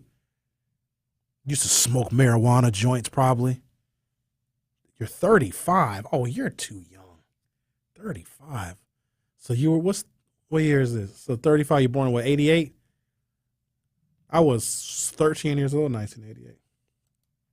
All right, what do I got here? Oh, the mayor's State of the City address. What is this here? Here we go. A vision of a better Milwaukee and the plans that could help the city get there were detailed throughout Mayor Cavalier Johnson's State of the City address yesterday. Quote, let's create the best version of ourselves, the best version of our neighborhoods, and the best version of the city we love, said Mayor Johnson. Yes, it's ambitious. Let's be ambitious because Milwaukee's destiny is in our hands. Oh, that sounds so feel-goody. He channels Obama, doesn't he? He just gives that same Obama flavor, but like the diet version, like the fat-free version of Obama. But a crucial upcoming vote regarding potentially raising the city sales tax will be the deciding factor on whether Milwaukee will have the resources to put those plans into action or not. So I'm going to pause there, come back, talk about the mayor's State of the City address. There were some parts of it where it seems like he's describing a city that we don't even live in, a city that we have not yet achieved and attained. So I'm wondering if any of you listened to the mayor's State of the City address, and what is your state of the city of Milwaukee? I'd like to hear from you. 833-212-1017, 833-212-1017. And yes, I am going to talk about tattoos because I've been itching to share this information with y'all. So some of you might be thinking about getting another tattoo. Just pause until we have our conversation about tattoos before you get some more ink. Think before you ink is my new public service announcement. And you heard that on The Truth with Sherwin Hughes. Don't go anywhere. I'll be right back. Don't touch that dial. The Truth with Sherwin Hughes will be right back on 1017 The Truth, The Truth app, and 1017thetruth.com. At Associated Bank, they know opportunity can't wait. If you're a female or minority small business owner, their community uplift loans could be for you. Loans range from $5,000 to $50,000. Get funds in as little as one business day. Talk to a relationship manager today about a community uplift loan and other business banking services. Call 800-270-7725. Visit AssociatedBank.com or stop by your local branch. Because you help build the Midwest and your neighborhoods, they got your back. Associated Bank, your money works here. Subject to credit approval, member FDIC, equal opportunity lender. On Diversity and Excellence powered by Erie Insurance, I am so excited to talk about the different ways that Erie Insurance can help with our community growth, can provide job opportunities from Erie Insurance Corporate, or with our local agency force. I'm really excited about the education of generational wealth in our Black and Brown communities and how we are a part of the communities here locally. There's so much more we can be a part of. Listen to me, Fred Johnson, on Diversity and Excellence, powered by Erie Insurance. It's time to see what's poppin' with Melanie Ricks. What's up, everybody? It's Melanie Ricks, and it's time to see what's poppin' with today's Pop Culture Report. The 2023 BET Awards were on Sunday night, and the audience was treated to quite the reunion. The Migos reunited at the award show on Sunday, but of course now the trio is a duo, and they took the time to honor their late bandmate Takeoff with an emotional performance that brought the house down. Quavo and Offset of the Migos surprised everyone when they hit the stage an hour into the event at the Microsoft Theater in LA to pay tribute to Takeoff, who, as you know, was fatally shot at a bowling alley last November. The alleged killer, Patrick Xavier Clark, was indicted last month for Takeoff's murder. Decked out in all-black leather, the two Migos kicked things off by diving into Hotel Lobby, which is a song that was produced by Quavo and Takeoff, as the crowd went wild. Special effects sent the show to the outer limits, with a spaceship appearing on a large screen, which eventually took off as flames shot up from the stage. A massive image of Takeoff then morphed onto the screen behind Quavo and Offset while they were singing and dancing. The pair then cranked out the Migos' biggest hit, Bad and Bougie, which rocketed to #1 on the Billboard charts and was nominated for Best Rap Performance at the 2018 Grammys. By any musical standard, it was a memorable moment and the first time that Quavo and Offset appeared on stage together since Takeoff's death. Now the question on everybody's mind, will Quavo and Offset carry on the Migos torch as a duo? Or was that the last performance that we will ever see with the two as part of the Migos? And will they from here on out be known as solo artists only? Now, of course, only time will tell, but no matter what happens, as a huge Migos fan myself, I appreciate them giving us exactly what we've been wanting ever since Takeoff's unfortunate passing. May he continue to rest in peace. And that's what's poppin'.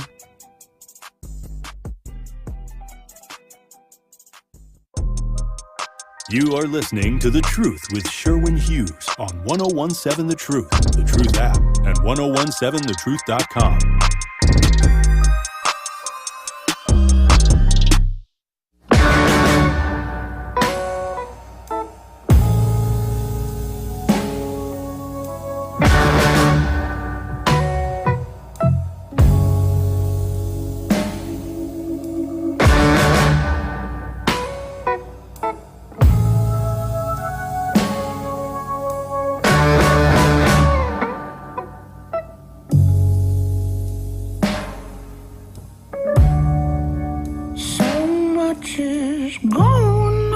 Mike from Mill Road says, wow, thank you for pulling the curtain on working for the city in a white collar position. Coming from someone working for the city, that's the truth.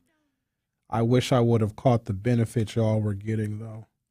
So between November of 2004 and December 31st, 2004. So my job, so the presidential election was, I think it was November 4th, 2004, because I worked on the presidential campaign. And then from there, so Tom Barrett became mayor of Milwaukee in April of 2004. And I worked for Tom in his last government job when he was a member of Congress, which, say whatever you want about Tom Barrett, dude gave me opportunities that nobody else was giving me, and I appreciate him because it led me to where I am now, and it led me to like what I know about policy, how it gets made at every single level of government. But I think I learned more about bills and laws and committees and conference committee and all that when I worked for Senator Lena Taylor. Like, she will teach you everything about government in like 10 minutes, and you have to know it by heart to work for her. So when Tom became mayor, being that I used to work for him when he was in Congress, he offered me a job, got a job in his administration. And it was eye-opening, I suppose, to say the least. And I also could see how someone could have a bureaucratic job and stay there forever. Because all I had to do was just wait for my retirement. Whatever the formula is, either a certain number of years of service or if I reach a certain age, and I could have retired. And there's people that I work with then that are still in City Hall now. Retirements are going to be insane. You're welcome. We're going to be paying for your retirements. So between November of 2004 and December of 2004, because remember I worked on the presidential campaign.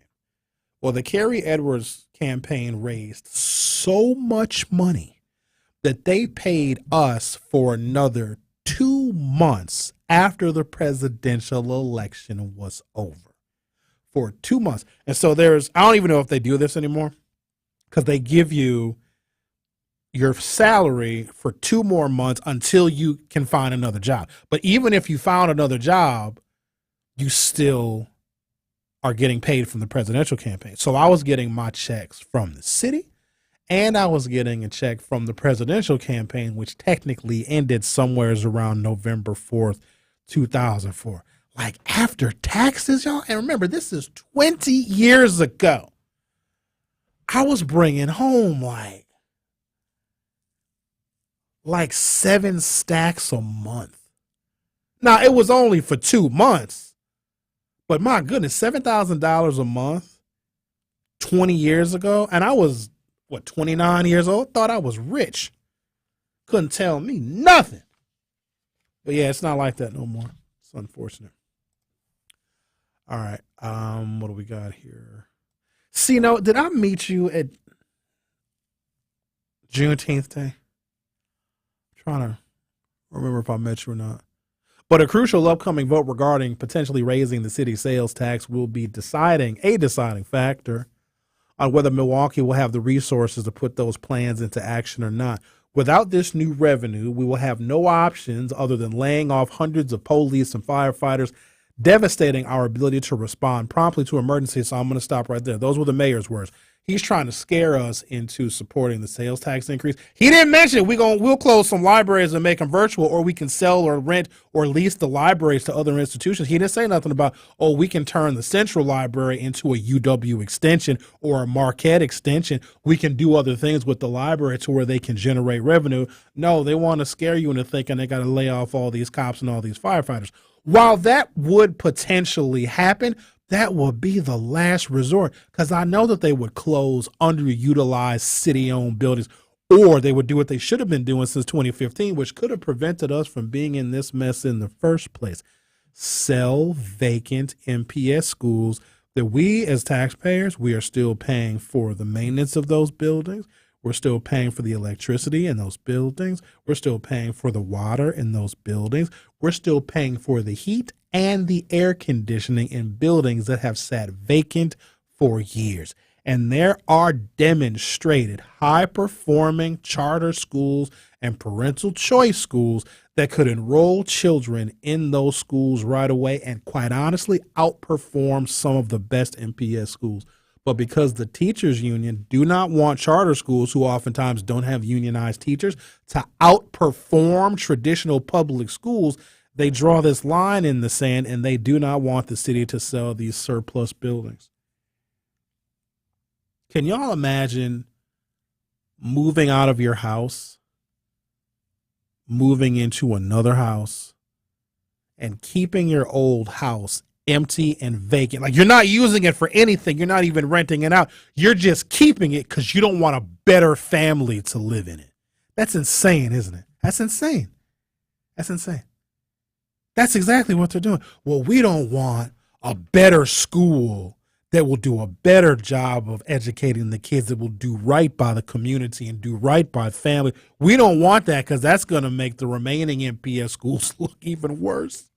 And so they're keeping the buildings empty. But here's the thing. We're still paying for the maintenance and the upkeep of those buildings. Sell the buildings. Had we done that, and it's inconvenient for some parents, but sometimes if you have one school that's within like a mile of another school, and one school is only at, like 40% capacity, and another school is at 50% capacity, so the schools are mostly vacant, you would combine the schools. And it's kind of inconvenient for parents whose children live within walking distance of one school, for them to have to go another additional mile because their school is being underutilized. But it saves a tremendous amount of money. And also, here's another thing that we found.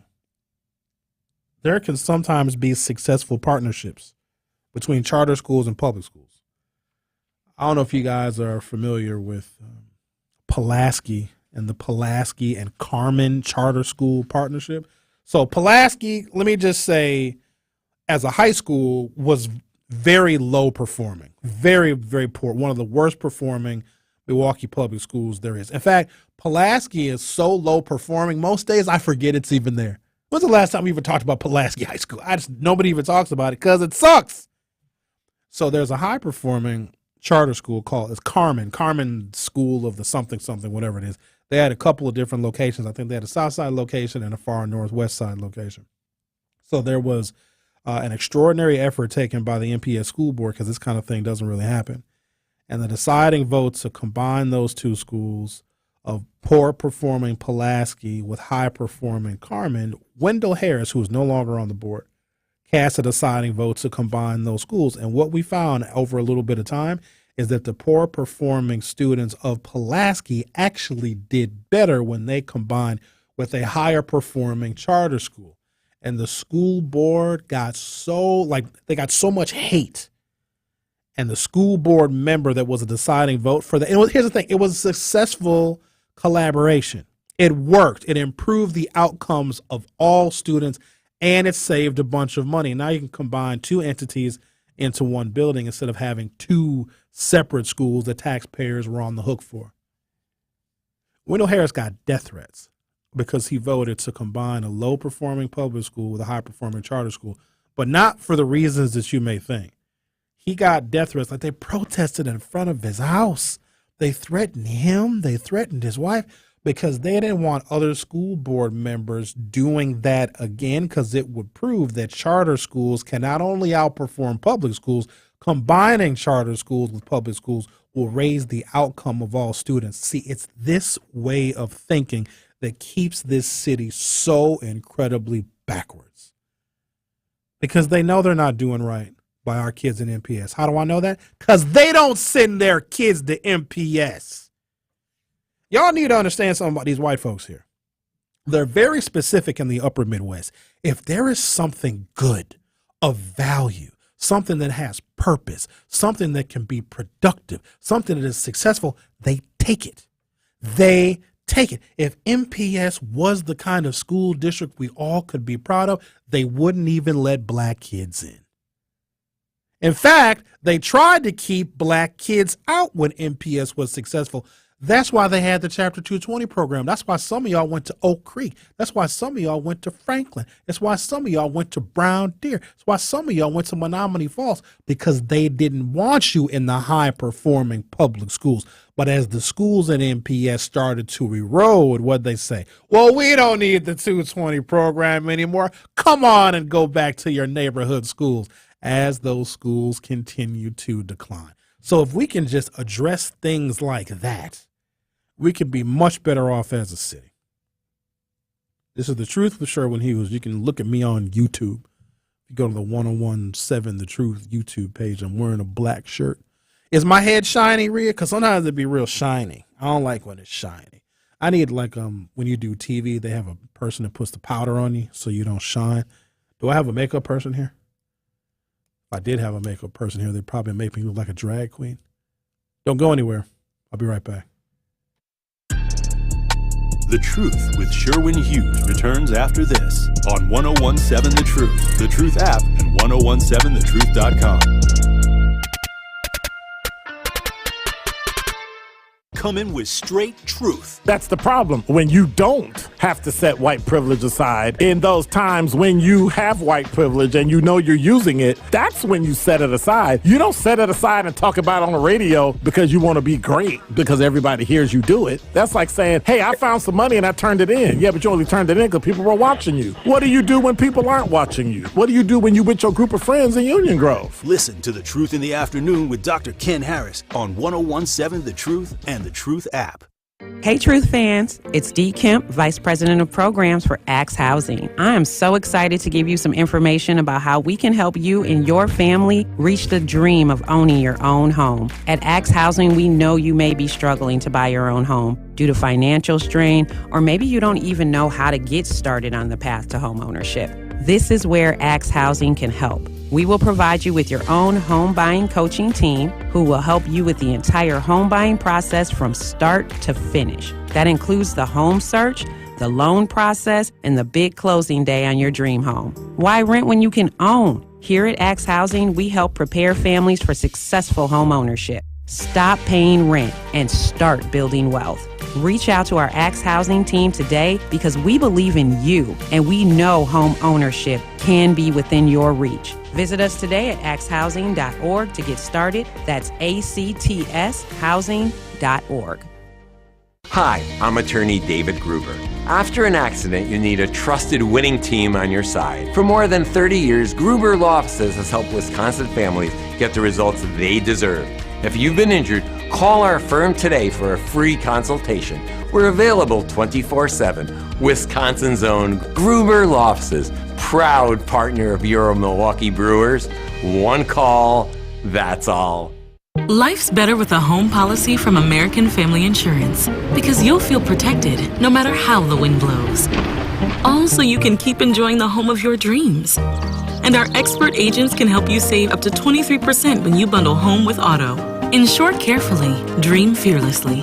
American Family Insurance. Get a quote? Find an agent at amfam.com. Products not available in every state. Visit amfam.com to learn how discounts may apply to you. American Family Mutual Insurance Company, SI, and its operating company, 6000 American Parkway, Madison, Wisconsin. On the Rocks premium cocktails offer modern twists on the classic cocktails. Developed by award-winning mixologists, the On the Rocks cocktails combine premium spirits and natural ingredients. Wherever you are, On the Rocks premium cocktails give you the convenience of bar-quality cocktails created with brands that you know and trust, like the Effin' Cosmopolitan and Hornitos Margarita. Pour over ice and enjoy. Please drink responsibly. On the Rocks ready-to-serve cocktails, 20 to 35% alcohol by volume. It's The Truth with Sherwin Hughes on 1017 The Truth, The Truth app, and 1017thetruth.com.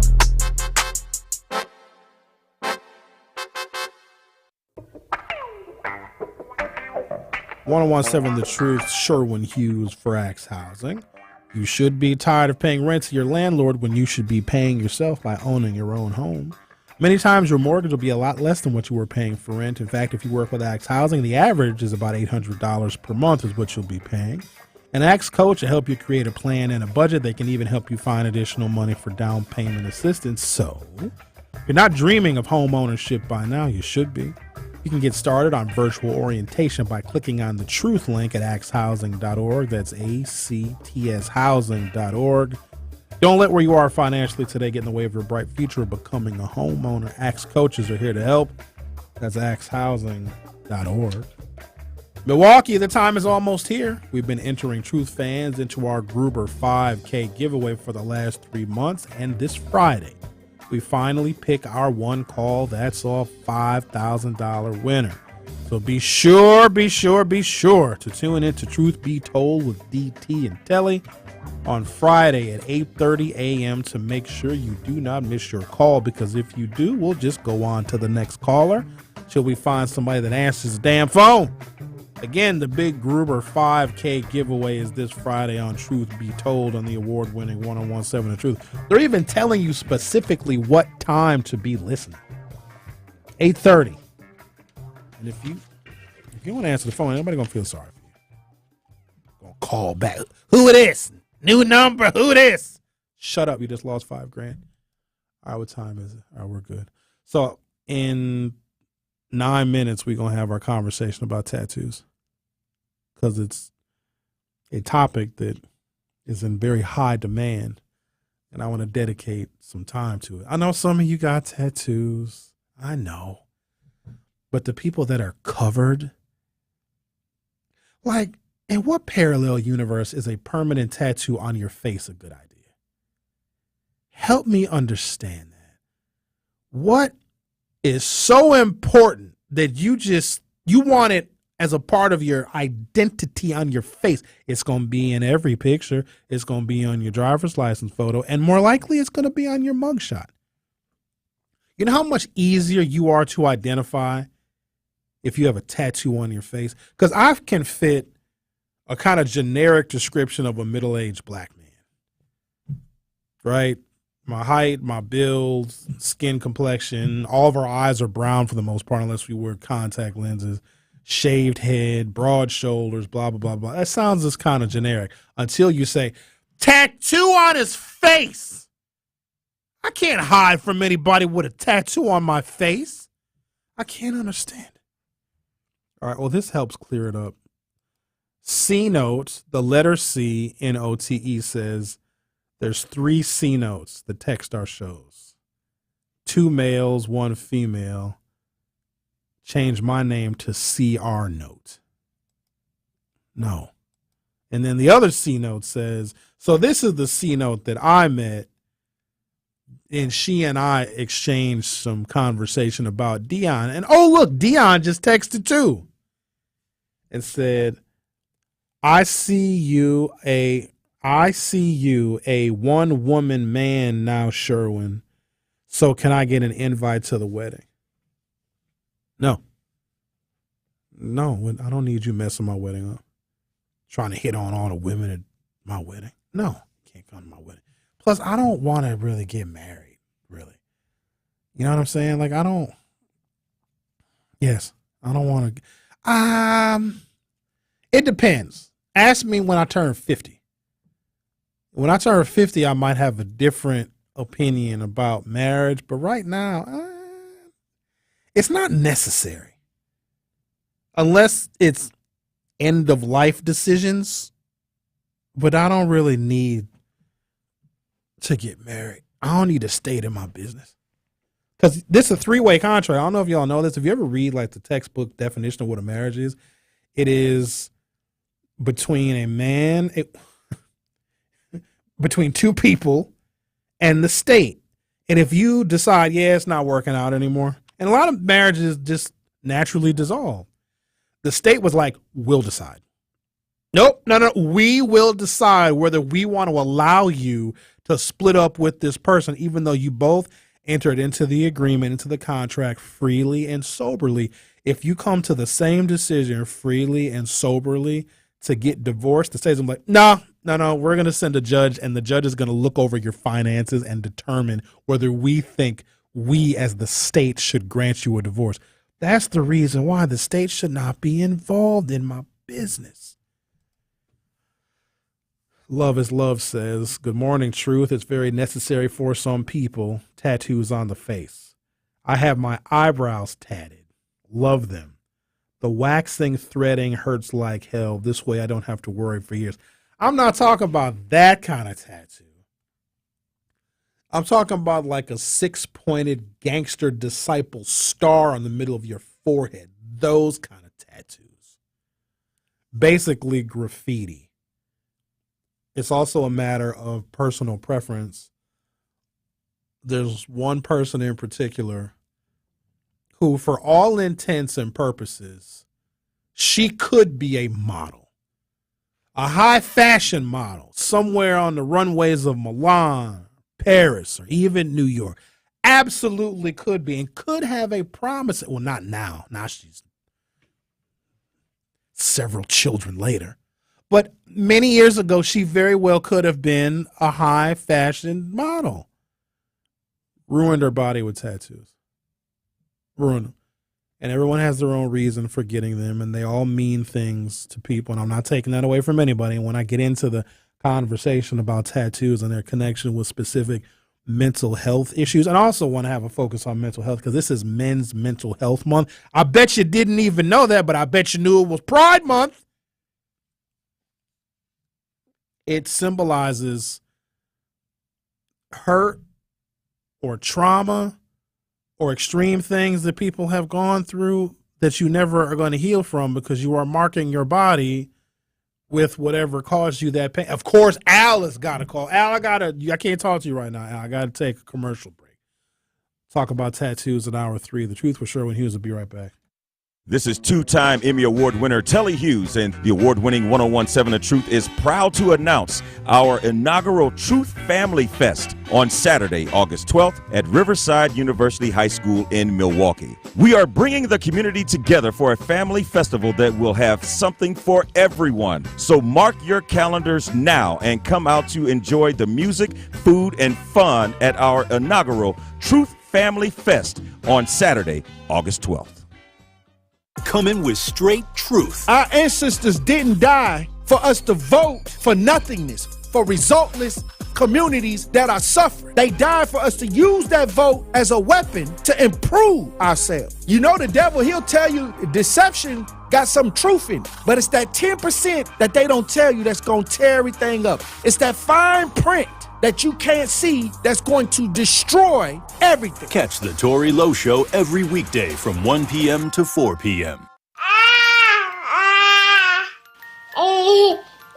To some people, the sound of a baby babbling doesn't mean much.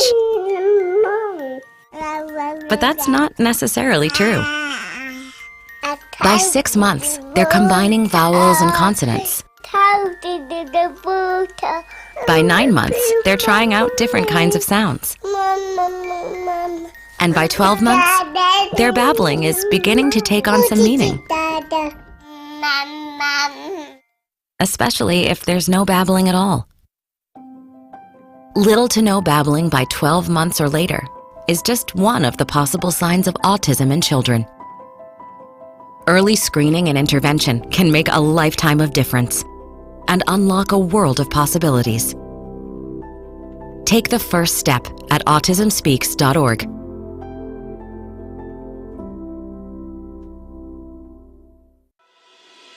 One smile is great, but one smile in a community of smiles is so much better. A smile has a secret power that most people don't know about. A smile multiplies. It spreads from one person to the next, stretching across entire groups of people. Smile Train knows this and is proud to be creating a wave of smiles across the cleft lip and palate community in over 70 countries. Patients, doctors, advocates, fundraisers. Collectively, our smiles are a celebration of the transformed lives of over 1.5 million children. Learn how Smile Train is helping the cleft lip and palate community at smiletrain.org/learn. Smile Train, changing the world one smile at a time. Get the truth and nothing but the truth with Sherwin Hughes every weekday from 9 a.m. to 12 p.m. on 101.7 FM, 1510 a.m. WGKB Waukesha, and W269DL Milwaukee, a locally owned Good Karma brand station. This is your 101.7 The Truth News Update. Hi, everyone. I'm Melanie Ricks with your news update. Milwaukee Public Schools is once again offering free meals for kids during the summer. This year, kids will have more menu options to choose from. The Summer Food Service Program, funded by the U.S. Department of Agriculture, is offered to Milwaukee children ages 18 and under at more than 70 sites across Milwaukee County. You can visit the MPS website for more details and for a list of locations. Milwaukee police are investigating a shooting that occurred overnight near 35th and Wright. A 9-year-old male victim was taken to a local hospital for treatment of non-fatal injuries and is expected to be okay. The shooting is still under investigation as officials continue to seek unknown suspects. Anyone with any information is asked to contact Milwaukee Police at 414-935-7360. To remain anonymous, you can contact Crime Stoppers at 414-224-TIPS. You can also use the P3 Tips app. The Wisconsin DNR says that the eastern half of the state is under threat from unhealthy to very unhealthy air quality today. This is due to the smoke from the ongoing Canadian wildfires. The DNR said in a statement that under these conditions, people with heart or lung disease, older adults, and children should avoid prolonged or heavy exertion and also consider avoiding all physical outdoor activities. An air quality advisory has been issued for all of Wisconsin through noon on Thursday. Air quality could reach the unhealthy or red level across southern Wisconsin. If that is the case, this means that everyone would want to limit time spent outdoors. For more details about the advisories, the latest updates, and for information on ways that you can protect yourself, you can visit the Wisconsin Air Quality Monitoring data site. That website is airquality.wi.gov. This was the news update on 101.7 The Truth. The Truth with Sherwin Hughes continues next here on the new 101.7 The Truth.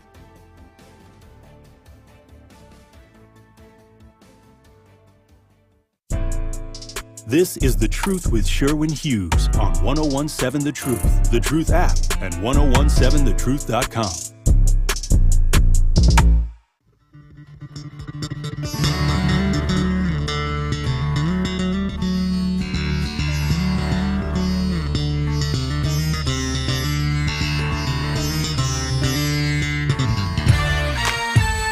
Welcome to Hour 3 of The Truth with Sherwin Hughes. This is how we're going to start the third hour with... Hello, Al. Hey, what's up? How you doing? Doing okay. Al, before you get started, can you do me a favor, please? I'll try my best. Can you send us pictures of your tattoos? There's one in particular that I'm just, unless they're in places where you can't take the photograph and send it because it would be obscene, but I'm very curious as to what they look like. Okay. Will do. Seriously? Mm-hmm. Is it okay if I describe those tattoo pictures to our listening audience? That's fine. Okay, you know, all you got to do is just text it to the same number that you called, 833-212-1017. Okay, I appreciate that, Al. Now go ahead. The floor is yours. Well, first thing I want to say, I know a lot of people say, you know, tattoos are bad or there's, well, you have to understand, a tattoo is a representation of a person. Sometimes it's gratification that gives stimulation to that person's soul. That tattoo does not always have to deal with something that's traumatic or trauma. It could be something that represents your personality. So when people say, well, you shouldn't get tattoos or whatsoever, it's like saying, why do rich men put prostitutes in Ferraris? It's for pleasure and the fulfillment of being in a Ferrari with something that ends in pleasure. You know, it's something that makes who the person is. You might have a person who's very liberated. You might have a person who's in nature, so she has tons of flowers. You might have a person who's very sexual, and they are a sexual human being, and they know how to have great sex and deliver that divine feeling that has no real definition, like crack and cocaine, because once they hook, they never can be shook, you know? So it's all about what represents a person. Some people, sometimes you can go overboard, like, you know, if you get the word PUSS tattooed over your head, that's totally different. But most people who get tattoos, it's a representation of them. And that's all it is. And I think if a person should, you know, indulge. If you want to get a tattoo, get one. If you want to get a piercing, get a piercing. But it's all the representation that makes up the individual person. Yeah, they say the body is a temple, but that body is your temple, not nobody else's temple. And I'll just leave it at that. I appreciate it, Al. Please send us pictures of the right. tattoos. All right, Al. Have a nice day. Okay. All right. Oh, I cannot wait. Unless I should have asked where they're located, because I might see a little bit more than I bargained for. Al, can you please send all three? And he's got a lot more than three, but the three that we're talking about, I want to, because it might be all cap, as the young people would say. It might not be true. He might not have. Well, I got a tattoo of me skeeting on a woman. So I want to, who walked in the studio when I just said that? You know who Al reminds me of? And I think it's a compliment. Al reminds me of Big Frida. Like 100%.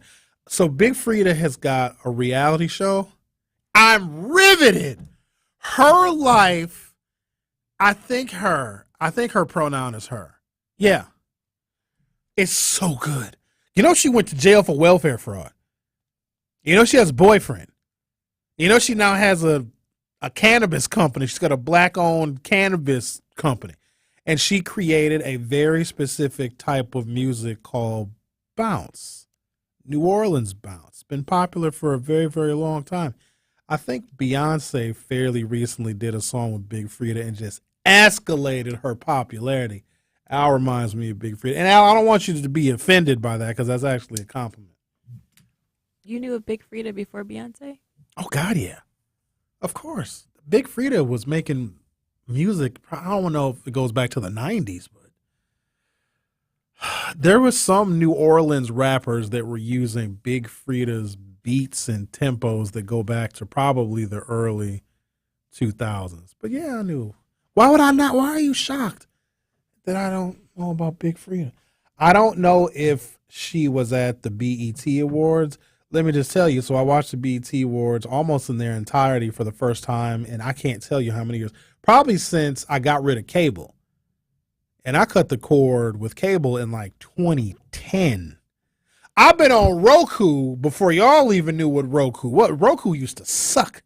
But I knew that there was a future in digital video programming as opposed to paying. I was paying like $160, $170 a month for cable back in the day, which is ridiculous because I only watched 4 or 5 channels. But yeah, I haven't watched the BET Awards in, my God, well over 10 years in their entirety. And it was a couple of different things. It was an exhibition of black culture in this moment in time, because you know how quickly the culture moves. Like what's popular right now is not necessarily what's going to be popular a year from now. And I think that's one of the biggest differences that I see in popular music now as compared to other eras. And maybe there's just so much more competition. Like anybody can make a song, y'all. Anybody with some basic software on an iPhone can make a beat and can rap and just use their phone and apps on their phone as production software. Like anybody can do it. But like the songs that are hot right now, very few of them will be classics. The songs that are hot right now will be old in a year. Where there was an era of music when a song was hot in the early 2000s or in the early or mid 90s, those songs stood the test of time. Very few of these city girl songs and the one Suki with the good coochie, like y'all, those are not going to be classics. They're not. They're just music for the moment. So that was one part of what I saw, because I got to compare where the culture is right now, a snapshot of the culture now compared to what I remember it being. And hip hop and I are roughly the same age. So I've seen its evolution literally with my life. When I was in my adolescence, hip hop was in its adolescence. So I've grown up with it. I'm middle-aged, and so was hip hop. Our culture is devolving.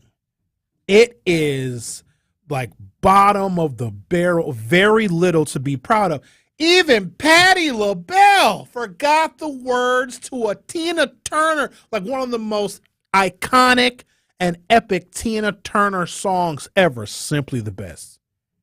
Very simple lyrics. It's direct and to the point. Beautiful melody. It's inspiring. It's a wonderful song. Patti LaBelle didn't know the words to it. Apparently there's a teleprompter. But Patti, come on, ain't Patti? You're giving a tribute to one of, and let's be clear, Tina Turner was our rock and roll artist. Like she was a rock star. And Patti LaBelle, who I think would be a fitting person to pay homage to Tina Turner, forgot the lyrics to the song. I don't like that people all over the world that don't know much about us as African Americans, because we're a very unique specimen of human, and they don't know anything about us. And they get their ideas, attitudes, information, and opinions about us via the media. And if they saw that, they would wonder what is the future of our culture. Like that was not an exhibition of the best of what we are. Now there was a lot of variety, like the music and things, there's a variety in it, but it's just, I don't know. And maybe that's me getting old, but there is something about the overt and explicit sexuality, and music has always been sexual. Let's be clear about that. All genres of music have overinflated sex. Oh my God, Al just sent the message. I didn't open. Rhea, don't do it. Yeah, we gonna open it together. Don't do it. Don't do it. Are you ready? No, let me say this last thing about the overt sexuality of women in music, black women in hip hop music. Ladies, to emulate that is to never be respected. And I'm not even talking about being respected by men, because who cares, right? If we respect you or not. You won't be respected by other women. No one will look up to you. You know, that kind of behavior and that attitude, that cavalierness about sex, like you incubate society and to be so cavalier and to flaunt sexuality around like men do. Like I'm seeing black women in hip hop music emulate toxic masculinity. It's the craziest thing ever. All right, so now let's open up. You ready? Let's do it. Let's open them up. What the hell? Oh. Well, that's a very large posterior on that one. What is it? It's upside down, Rhea. I don't know what that is. Whoa! Oh! Oh no! Ooh. Oh! Did you see the first one? Oh my Lord.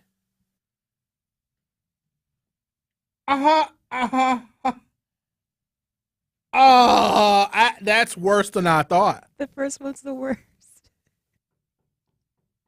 I can't even describe it. Like, I can't describe that to a radio audience. Hold on a sec. Tori Lowe, you see that? You see that right now? That's crazy, ain't it? Whoa. Okay, so I have nothing to say, so I'm just going to take a break. And I'm going to come back. Oh, we're going to talk to JD and Black Conscious. You guys stay there. Y'all should see Tori Lowe's face. Tori Lowe is in a state of disbelief. Here, I'm going to quote Tori Lowe. Wow. Wow. Hey. Wow. The Truth with Sherwin Hughes will be right back. Don't touch that dial. The Truth with Sherwin Hughes will be right back on 1017 The Truth, The Truth app, and 1017thetruth.com. This is 1017 The Truth's Melanie Ricks, and I am Milwaukee. I love Milwaukee so much. I love how rich this city is in history, and I love how rich we are in the moment. I think that every day there's something new that our city accomplishes, but it's important that we keep remembering that it takes a village to be great, and I know that we can be great as long as we all stick together. So why not stick together and join the home of Milwaukee's realest conversations where you can speak your truth. We are the new 1017 The Truth. Milwaukee Black Talk. This is your Axe Housing Home Buying Tip of the Week with D. Kemp. The first thing I need everybody to do is get out of your own way.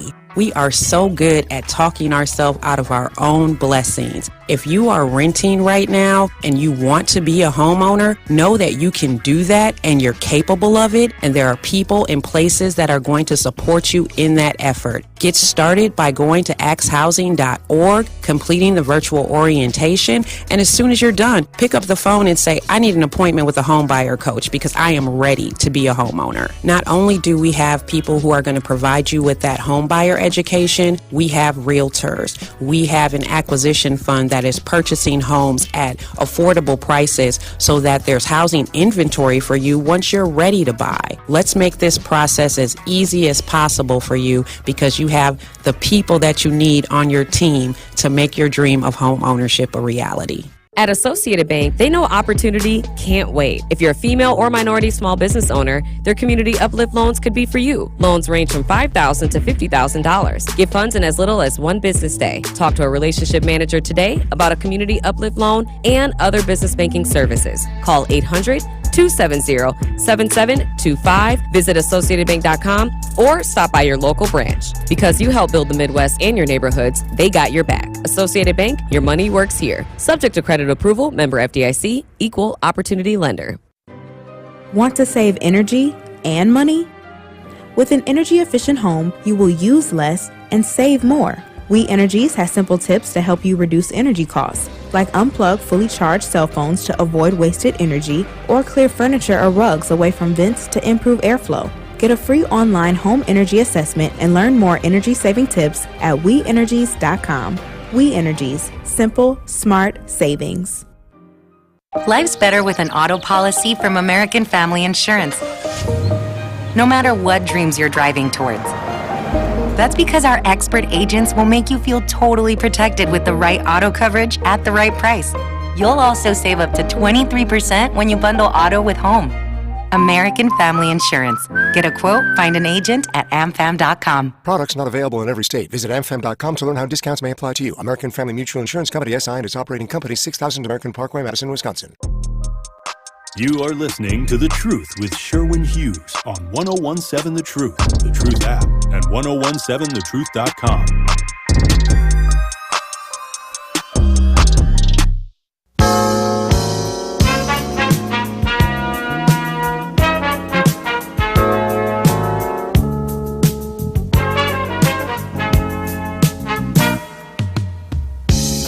makes you wonder where No, that's a different one where he's skeeting. So this is just a tattoo of a woman. It's kind of faded, but she has her legs wide open, and there's some writing at the bottom that's really hard to read. And then there's this one that says Jezebel ain't no punk, which is a very voluptuous, curvy woman. And That one's the best one. she's sitting on a stool with wearing like a G-string. And then he actually sent, and then there's this one, which, Jesus Christ. I have to describe it to the So people. it's him and a very chesty woman, and they just, in this tattoo, recently completed the act of intercourse, and she's I can't describe it. You're describing the last one that he sent? No, I didn't even get to that one yet. That one is okay. Well, I think this goes to show that tattoos can be very creative. Okay, let's talk to JD. 1017's official poet laureate, JD Masters, is on the line. JD, how are you? Good morning, Sherwin. Can you hear me? Rhea was having a little trouble, so I'm assuming it was my phone. I want to make sure I'm coming through the air good. You are coming through very good. I can hear you perfectly. All right. First off, I'm doing another show with DJ Brother Z on Friday, but this time at the North Avenue Marketplace. So come out. It'll be good, clean poetry. You will not hear I Sing Your Granny at Pato. I did that at Comedy Sports on Friday in front of a white audience, and it went over very well. They loved it. It's ridiculously funny and erotic. Okay. So come out. It'll be good. It'll be wholesome. It's a family event, and there'll be music, food. Enjoy some local people. And on tattoos, people have been getting tattoos since the Neolithic period. They found mummified bodies with tattoos. It's nothing new. In the Bible, it tells us nothing is new under the sun. For you Christians, being gay is an abomination as well as a tattoo, as well as eating shellfish. Those are all things God hates. So remember that, you Christians. Don't be gay with tattoos or eat shellfish. And they've been tattooing in Taiwan and South China for years. So now it has become a new expression. When I was growing up, you only had tattoos if you've been to prison, were in a biker gang, or were in the military. Now everybody has them. When I share that with my young friends, they say it's a mix of both. The kids want to look tough even though they're not, but it's also self-expression, as our brother Al just said. So it's a little bit of a mix. And then we have this pervasive gang culture in America that everybody wants to be a part of something. So everybody wants to be different while looking the same. And I fell victim to it. I recently got some tattoos, and I'm just a little bit younger than you, Sherwin. But they're in hidden places, and they're highly, highly personal. They're not offensive to anyone. I don't want anyone to see them because they're for me. So that's why I got them. All right. So that's my take on that. Yep. And then it's Men's Mental Health Month. So I have a piece I wanted to read if possible. Absolutely. It's called Suicide. Doing dry pulls at least once a week, take the bullets out, set them by my feet. I get real anxious, put the gun to my head, squeeze the trigger, wish I was dead. Scared most days, why am I alive? Drinks and drugs don't help, my life is a lie. I say I love people and want positivity, but I hang out in bars and promote negativity. Gloomy gray days are my son. Being happy is a victory I've never won. Haven't had a real relationship in years. It's in this bed, out that one, and my heart pumps fear. Afraid of my shadow, life is a puzzle. I'm nervous most days. My mind needs a muzzle. God, please take this anguish from your son. Can I come home? How can my depression be overcome? My brother died on a cross for sin. Lord, I beg, let my punishment end. Judas is my guy. He cheated me. Hang out with Mary the hoe. Why have thou art forsaken me? Maybe check in rehab or the mental hospital. I had to get it out or I really put the bullets in the pistol.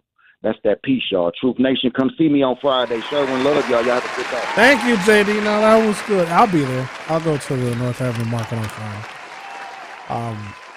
Okay, so let me go here. technically, aren't most men bisexual? Because really, if we don't get it, we'll just buy it. Right? Okay. The Atlantic's Isabel Fattal recently discussed America's fascination with tattoos, referring to these body modifications as both thrilling and reassuring. What were we going to say? It took you that long to get that? What? Did you just make a dad joke? Was that a dad joke? Like bisexual, you can buy sex? I mean, I thought it was just common sense. I've never heard you make a dad joke before. That was such a dad joke. Oh, I got another one. It's went to the doctor. The doctor told me I had 6 months to live. Told him I couldn't pay him. He gave me another 6 months. See there? Who are you? I am a multifaceted, very talented person. But men are bisexual. Can't get it, we'll buy it. I got to get to this tattoo stuff. Rhea's over there cracking up. Getting a tattoo is not necessarily something to be celebrated. Instead, it's something to be examined, discussed, and in many cases, lamented. A more tattooed America means a more troubled America. The author Jordan Weissman once described the intensely human act of getting a tattoo, of taking some stray momentary emotion and cutting it into your body so that it could never be healed nor erased. He's not the first one to equate tattooing with self-mutilation, and he certainly won't be the last. That's because across the United States, an increasing number of people are choosing to ink their bodies. In 2021, the global market for tattoos was worth $1.75 billion. By the end of the decade, it is anticipated to be worth more than double that amount at $3.55 billion. Of all the countries in the world, the United States is one of the more heavily tattooed. A decade ago, according to an Ipsos poll, 1/5 of the population, regardless of age, had at least one tattoo. Today, that number is closer to 1/3 of the population, or roughly 110 million people. And many of these enthusiasts are getting increasingly eccentric modifications, such as face tattoos. So what, some will say, my body, my choice. However, when you start to look at who is getting tattooed and the association between tattoos and mental health, concerns begin to emerge. Tattoos were once reserved for sailors, bikers, and gang members, specifically male sailors, male bikers, and male gang members. A tattooed woman was a novelty. Recall the classic Harburg and Arlen song, Lydia, the Tattooed Lady, immortalized by Groucho Marx at the circus. Today, a tattooed woman is no longer a rarity. The tattoo gender gap has been obliterated. In fact, 59% of tattoos in the United States belong to women. It has been noted that the line between men and women is blurring, and that the behaviors once exhibited solely by men are now frequently exhibited by women. More and more women are alcoholics, engaged in acts of domestic violence. Now they are more likely to be tattooed than men. Interestingly and worryingly, compared to women without tattoos, women with tattoos show significantly lower levels of self-esteem. In the United States, approximately 38% of adults between the ages of 18 and 29 have at least one tattoo.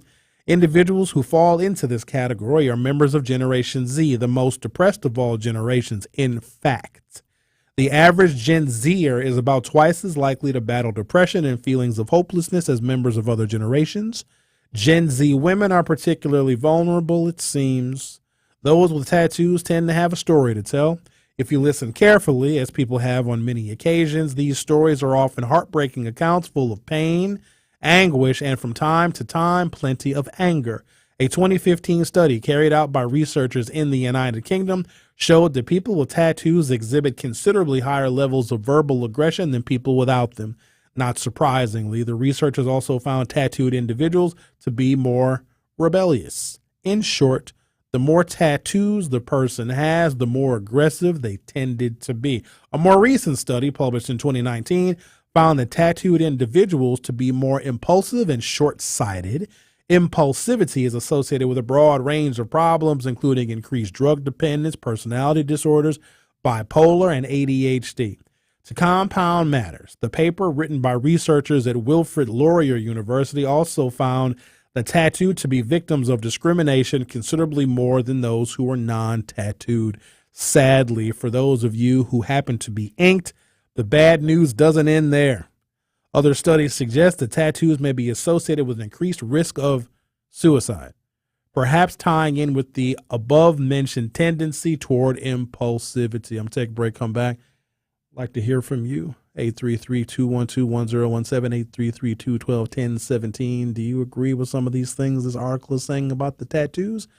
As Al just sent us 4 pictures of his tattoos, 2 of which I can't even describe. And for those of you asking to see Al's tattoos, I don't know. I can't send them, Rhea says, because one of them will. 2 of them are not. I can't send those. But if you saw Al, except for one, they look like they're visible. I'm not entirely sure what body part that is. There's some things, it looks like it's in an area that's not. He's driving and took those pictures, it looks like. Okay, I'm going to take a break and come back. The Truth with Sherwin Hughes will be back in a second.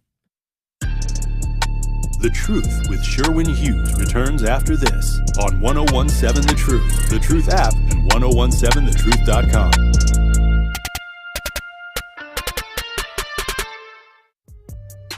On the Rocks, premium cocktails are now being served at Whitetail. Located in downtown Milwaukee at 1110 North Dr. Martin Luther King Jr. Drive, you can join them this Saturday, July 1st, from 10 p.m. to midnight for the chance to enjoy these premium cocktails on them. Try their effing Cosmopolitan or Nito's Margarita in Knob Creek Old Fashioned. You can also purchase these products locally at Pick and Save Midtown. Please drink responsibly. On the Rocks, ready to serve cocktails. The weather is heating up, and so is Brewers baseball season. All the best action of the summer is here. That's your pass for fast-paced baseball, electricity in the ballpark, and the party in the tailgate lots. And with new deals available for you and your crew, the ballpark is the place to make your summer count. Get tickets to any upcoming Brewers game now at brewers.com/tickets.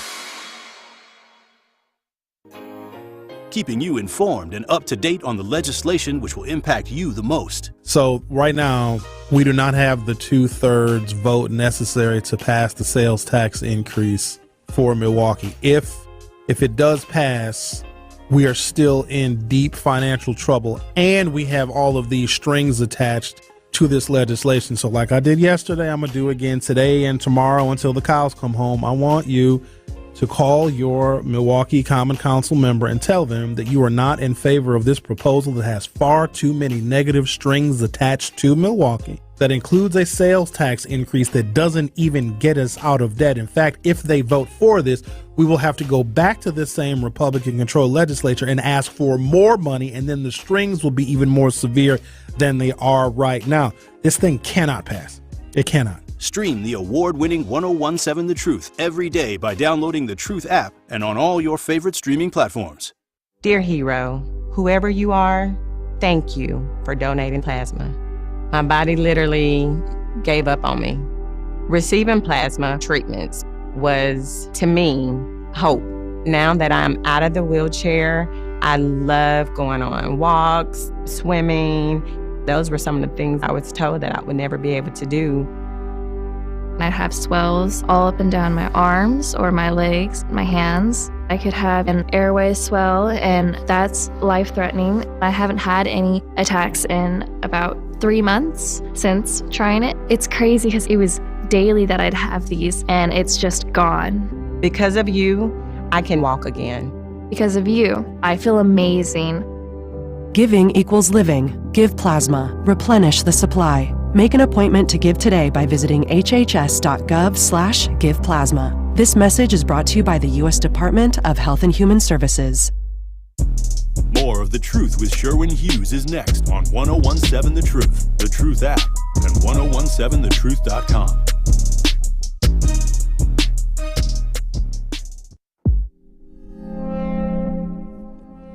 This is the last week to sign up for our Black-owned business give back. If you want to win $6,000 worth of free commercial advertising on The Truth for 3 months, go to blackbusinessgiveback.com right now. That's free ads valued at $6,000 for your business on 1017 The Truth. Just go to blackbusinessgiveback.com right now to sign up. For official contest rules, go to blackbusinessgiveback.com. Associated Bank, member FDIC. Let's talk to Renee. Says you have a quote from the Bible for us. Hi, Sherman. This is old school Renee, the one that asked that question to that girl. Okay, I just wanted to paraphrase a little bit. I can't quote it from word, but from what I learned from the Word of God, it says that when they take you to a foreign land in chains, do not become them. Do not mark up your body, and do not pierce any members of your body, because your body is a temple of God. So we're not supposed to be doing all this stuff that we see everybody else do. God cannot be living in us if we walking around looking like everybody in this foreign land. So read and get whatever understanding you can. Ask God to give you understanding of His Word, and you will find everything that's happening today was already told not to do. He told us not to do this stuff. So this is the reason why everything is happening in the way it is, because we forgot His Word. We forgot what we read or what God had taught us. And this is what's going on in the world today. And I just wanted to share that a little bit with you. That's the understanding that I got. You go in there and get your own understanding, or let God reveal His Word to you, to all of us, so that we can come out of this mess. Amen. That's all I want to say. Thank you, Renee. Bye-bye. Appreciate that. All right, she took us to church. Yeah.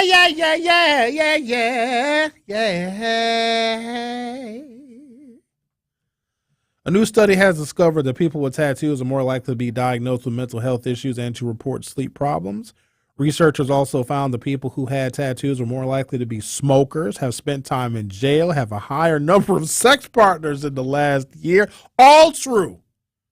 However, the survey-based study also found that having tattoos was not significantly related to overall health status. The survey was conducted in July of 2016 and resulted in a sample of 2,008 adults living in the United States, according to researchers. Previous research has established an association between having a tattoo and engaging in risky behaviors, said the lead author, Dr. Caroline Mortensen, a professor at the University of Miami. In an era of increasing popularities of tattoos, even among women and working professionals, we find these relationships persist but are not associated with lower health statuses. Okay, so you can have a tattoo and not have cancer. Great. What is this one here? What's one? Where's this one from? Oh, from Cambridge College. Cambridge University Press. So Harvard. The prevalence of tattoos is higher among people with mental health disorders than those likely to come in contact with mental health services. The motivations for acquiring a tattoo are varied, and tattoos can give clues to the presence of particular psychiatric conditions and to the inner world of patients. Psychiatrists need to be aware of the health and safety issues surrounding the tattooing procedure and be able to give appropriate advice for their patients if they wish to acquire a tattoo. The issue of capacity must be considered. This may be particularly relevant for clinicians working with adolescents, the most common age group for acquiring tattoos. Owing to the high proportion of adults who subsequently regret their tattoos and the associated psychological and social distress, clinicians should be aware of methods of tattoo removal. So that's the part that really perplexes me. You know how many teenage kids got tattoos? Professional-looking tattoos. I remember when I was a teenager, it seems like a really long time ago, but in the grand scheme of things, not that long ago. Or maybe the world has changed so much from the late 20th century to the first quarter century of the 21st. What I thought about the world, what I thought about myself, what I thought about my future, to have any of that permanently stained on my body when I was an adolescent would be nothing but regret right now. What I thought I was dealing with or going through as a teenager was just adolescence. You don't know your place in the world. You're somewhere between a child and an adult. You have no concept of what the future is. Zero. When you're 17, you have no clue what 37 looks like for you.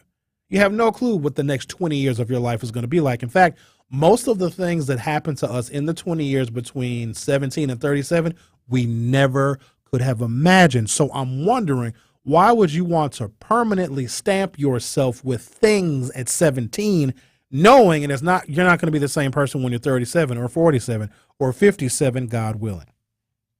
Let's talk to Black Conscious. You're on the new 101.7 The Truth. How are you? I'm well, King. How are you? I'm doing okay. What's on your mind? I was calling back, but I overheard the young lady, and she brought up the biblical saying about it. But I want to push back a little bit about that, because how does that apply when tattoos or body markings are a rite of passage in some tribes and some cultures? Are they heathens and things of that nature where they're less than godly? Even in some of our African tribes where we make significant marks to our face and whatever, because that's part of a passage or makes you belong to the tribe. Now, I agree with you. I'm not talking about the gang signs and going overboard with the teardrop and all that. So I knew I was going to hear somebody bring up the historical perspective, but do you think that a 21-year-old woman who's getting a tattoo is doing so because historically that's what human beings did in ancient Egypt? Do you think that their thinking is the same as that of ancient primitive peoples? No, because it has evolved since then, and it becomes just something we do out of a fad and attention. That's my personal opinion about it. When you're going to the point where it's no longer cute to go with the hands and arms, and you're going to the face, as you calling out for some form of attention, good or bad. Fair enough. Well, not all tattoos just want some are. attention. Some of them are very private, though, because there are some people that are inked, and you'd have no idea that they have tattoos. I'm talking about when it escalate that goes to the facial, neck, and all of that, and when you're completely all tattooed and you don't even have no more space, so you're just going to the lip, inner lip, and eyelids and all that, and that's going to a different realm. That's all attention seeking. Do you have any tattoos? I do not, because I'm afraid of needles. Oh, okay. That makes sense. All right. Yeah. Well, I appreciate your call, brother. Live righteous, Milwaukee. Live righteous, Milwaukee.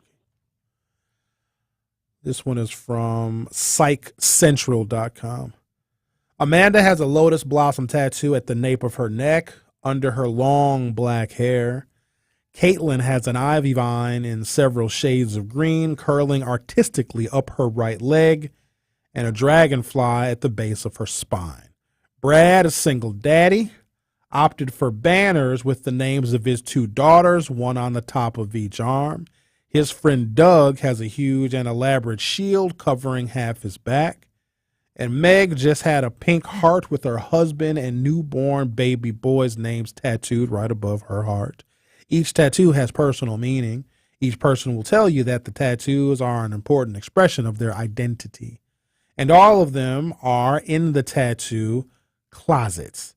If you met them at their jobs, you'd never guess there was a tattoo under their conservative styles of dress. You wouldn't think that they need to be so cautious about sharing their body art.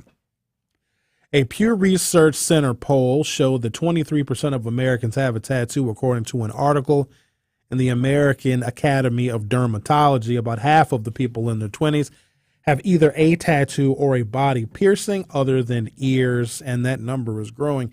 And yet, there are many workplaces that include a ban on body art and piercings in their dress code. It's partially a generational divide. Every generation finds a way to make itself distinct from the one before and to make a statement to the old folks that were, quote, cool. We're cool, you're not. The flappers in the 1920s shortened their skirts and bobbed their hair.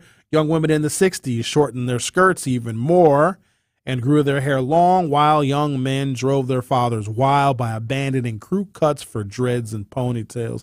The 1980s saw a rise of hair in the new, startling hues: blue, puce, electric green, and multiple ear piercings. In the 90s, it was grunge. The 2000s seemed to be about tattoos. It's not about your granddad's simple anchor on the bicep from his Navy days either. This is totally a white article.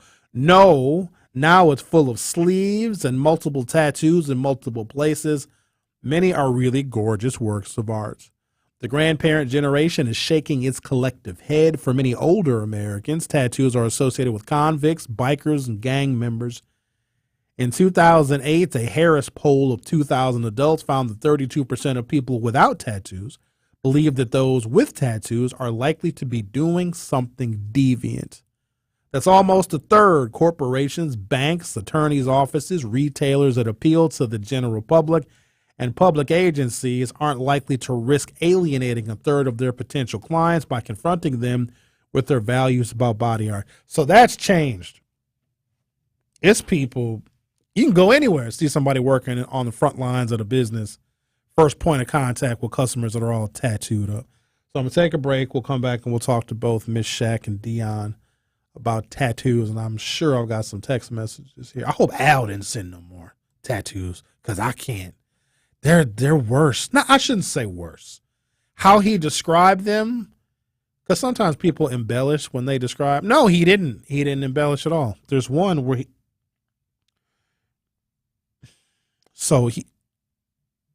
and then there's a woman in the tattoo on his, I think it's his arm, and just don't go anywhere. I'll be right back.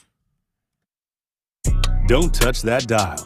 The Truth with Sherwin Hughes will be right back on 101.7 The Truth, The Truth app, and 101.7thetruth.com. Tap into the best power hour in radio in Milwaukee. I'm glad this radio station is doing so well. I'm grateful for you, Mel, because ever since Monday, I've been like looking at the lights going, you know what I mean? You guys are developing into your own character, your own person. I just wish you had more than an hour. Listen to Nothing But the Truth with Melanie Ricks, weekdays from noon to 1 on the award-winning 101.7 The Truth. At Associated Bank, they know opportunity can't wait. If you're a female or minority small business owner, their Community Uplift loans could be for you. Loans range from $5,000 to $50,000. Get funds in as little as one business day. Talk to a relationship manager today about a Community Uplift loan and other business banking services. Call 800-270-7725. Visit AssociatedBank.com or stop by your local branch. Because you help build the Midwest and your neighborhoods, they got your back. Associated Bank, your money works here. Subject to credit approval, member FDIC, equal opportunity lender. It's time for Truth Takes, a thought-provoking commentary on the new 101.7 The Truth. Here is Denise Thomas with her truth. The term diversity, equity, and inclusion has been at the forefront of many employers over the past 20 years, and even more so amplified since the release of the murder of George Floyd's video went viral. And for many of us that work in predominantly white environments, as members of Black or brown communities or traditionally marginalized communities, it's hard to understand exactly how I fit, how I adopt, and how I demonstrate the components of diversity, equity, inclusion. And more importantly, how am I on the receiving end? This is where communication and open dialogue is so important regarding the subject matter. It cannot and should be not treated as an extracurricular activity. It is a vital component in any business growth objectives, revenue generation, and more importantly, hiring and retaining a diverse pipeline of talented individuals. Have the conversations with your leader. Have the conversations with your direct reports. Have the conversations with people who make decisions on hiring, on culture, and promoting within. This is important. It will not go away. And we need to make sure that we're having the conversation so that everyone, regardless of how they identify, is embraced and feels a sense of belonging and knows that even throughout challenges or setbacks, they belong and they can win. That is the power. That is the truth. Use your voice. It is valuable and it deserves to be heard. That's a part of equity and inclusivity demonstrated within the workplace. This has been Truth Takes on the new 1017 The Truth. Listen to The Truth Be Told with DT and Telly weekdays from 7 a.m. to 9 a.m. This is The Truth with Sherwin Hughes on 1017 The Truth, The Truth app, and 1017thetruth.com.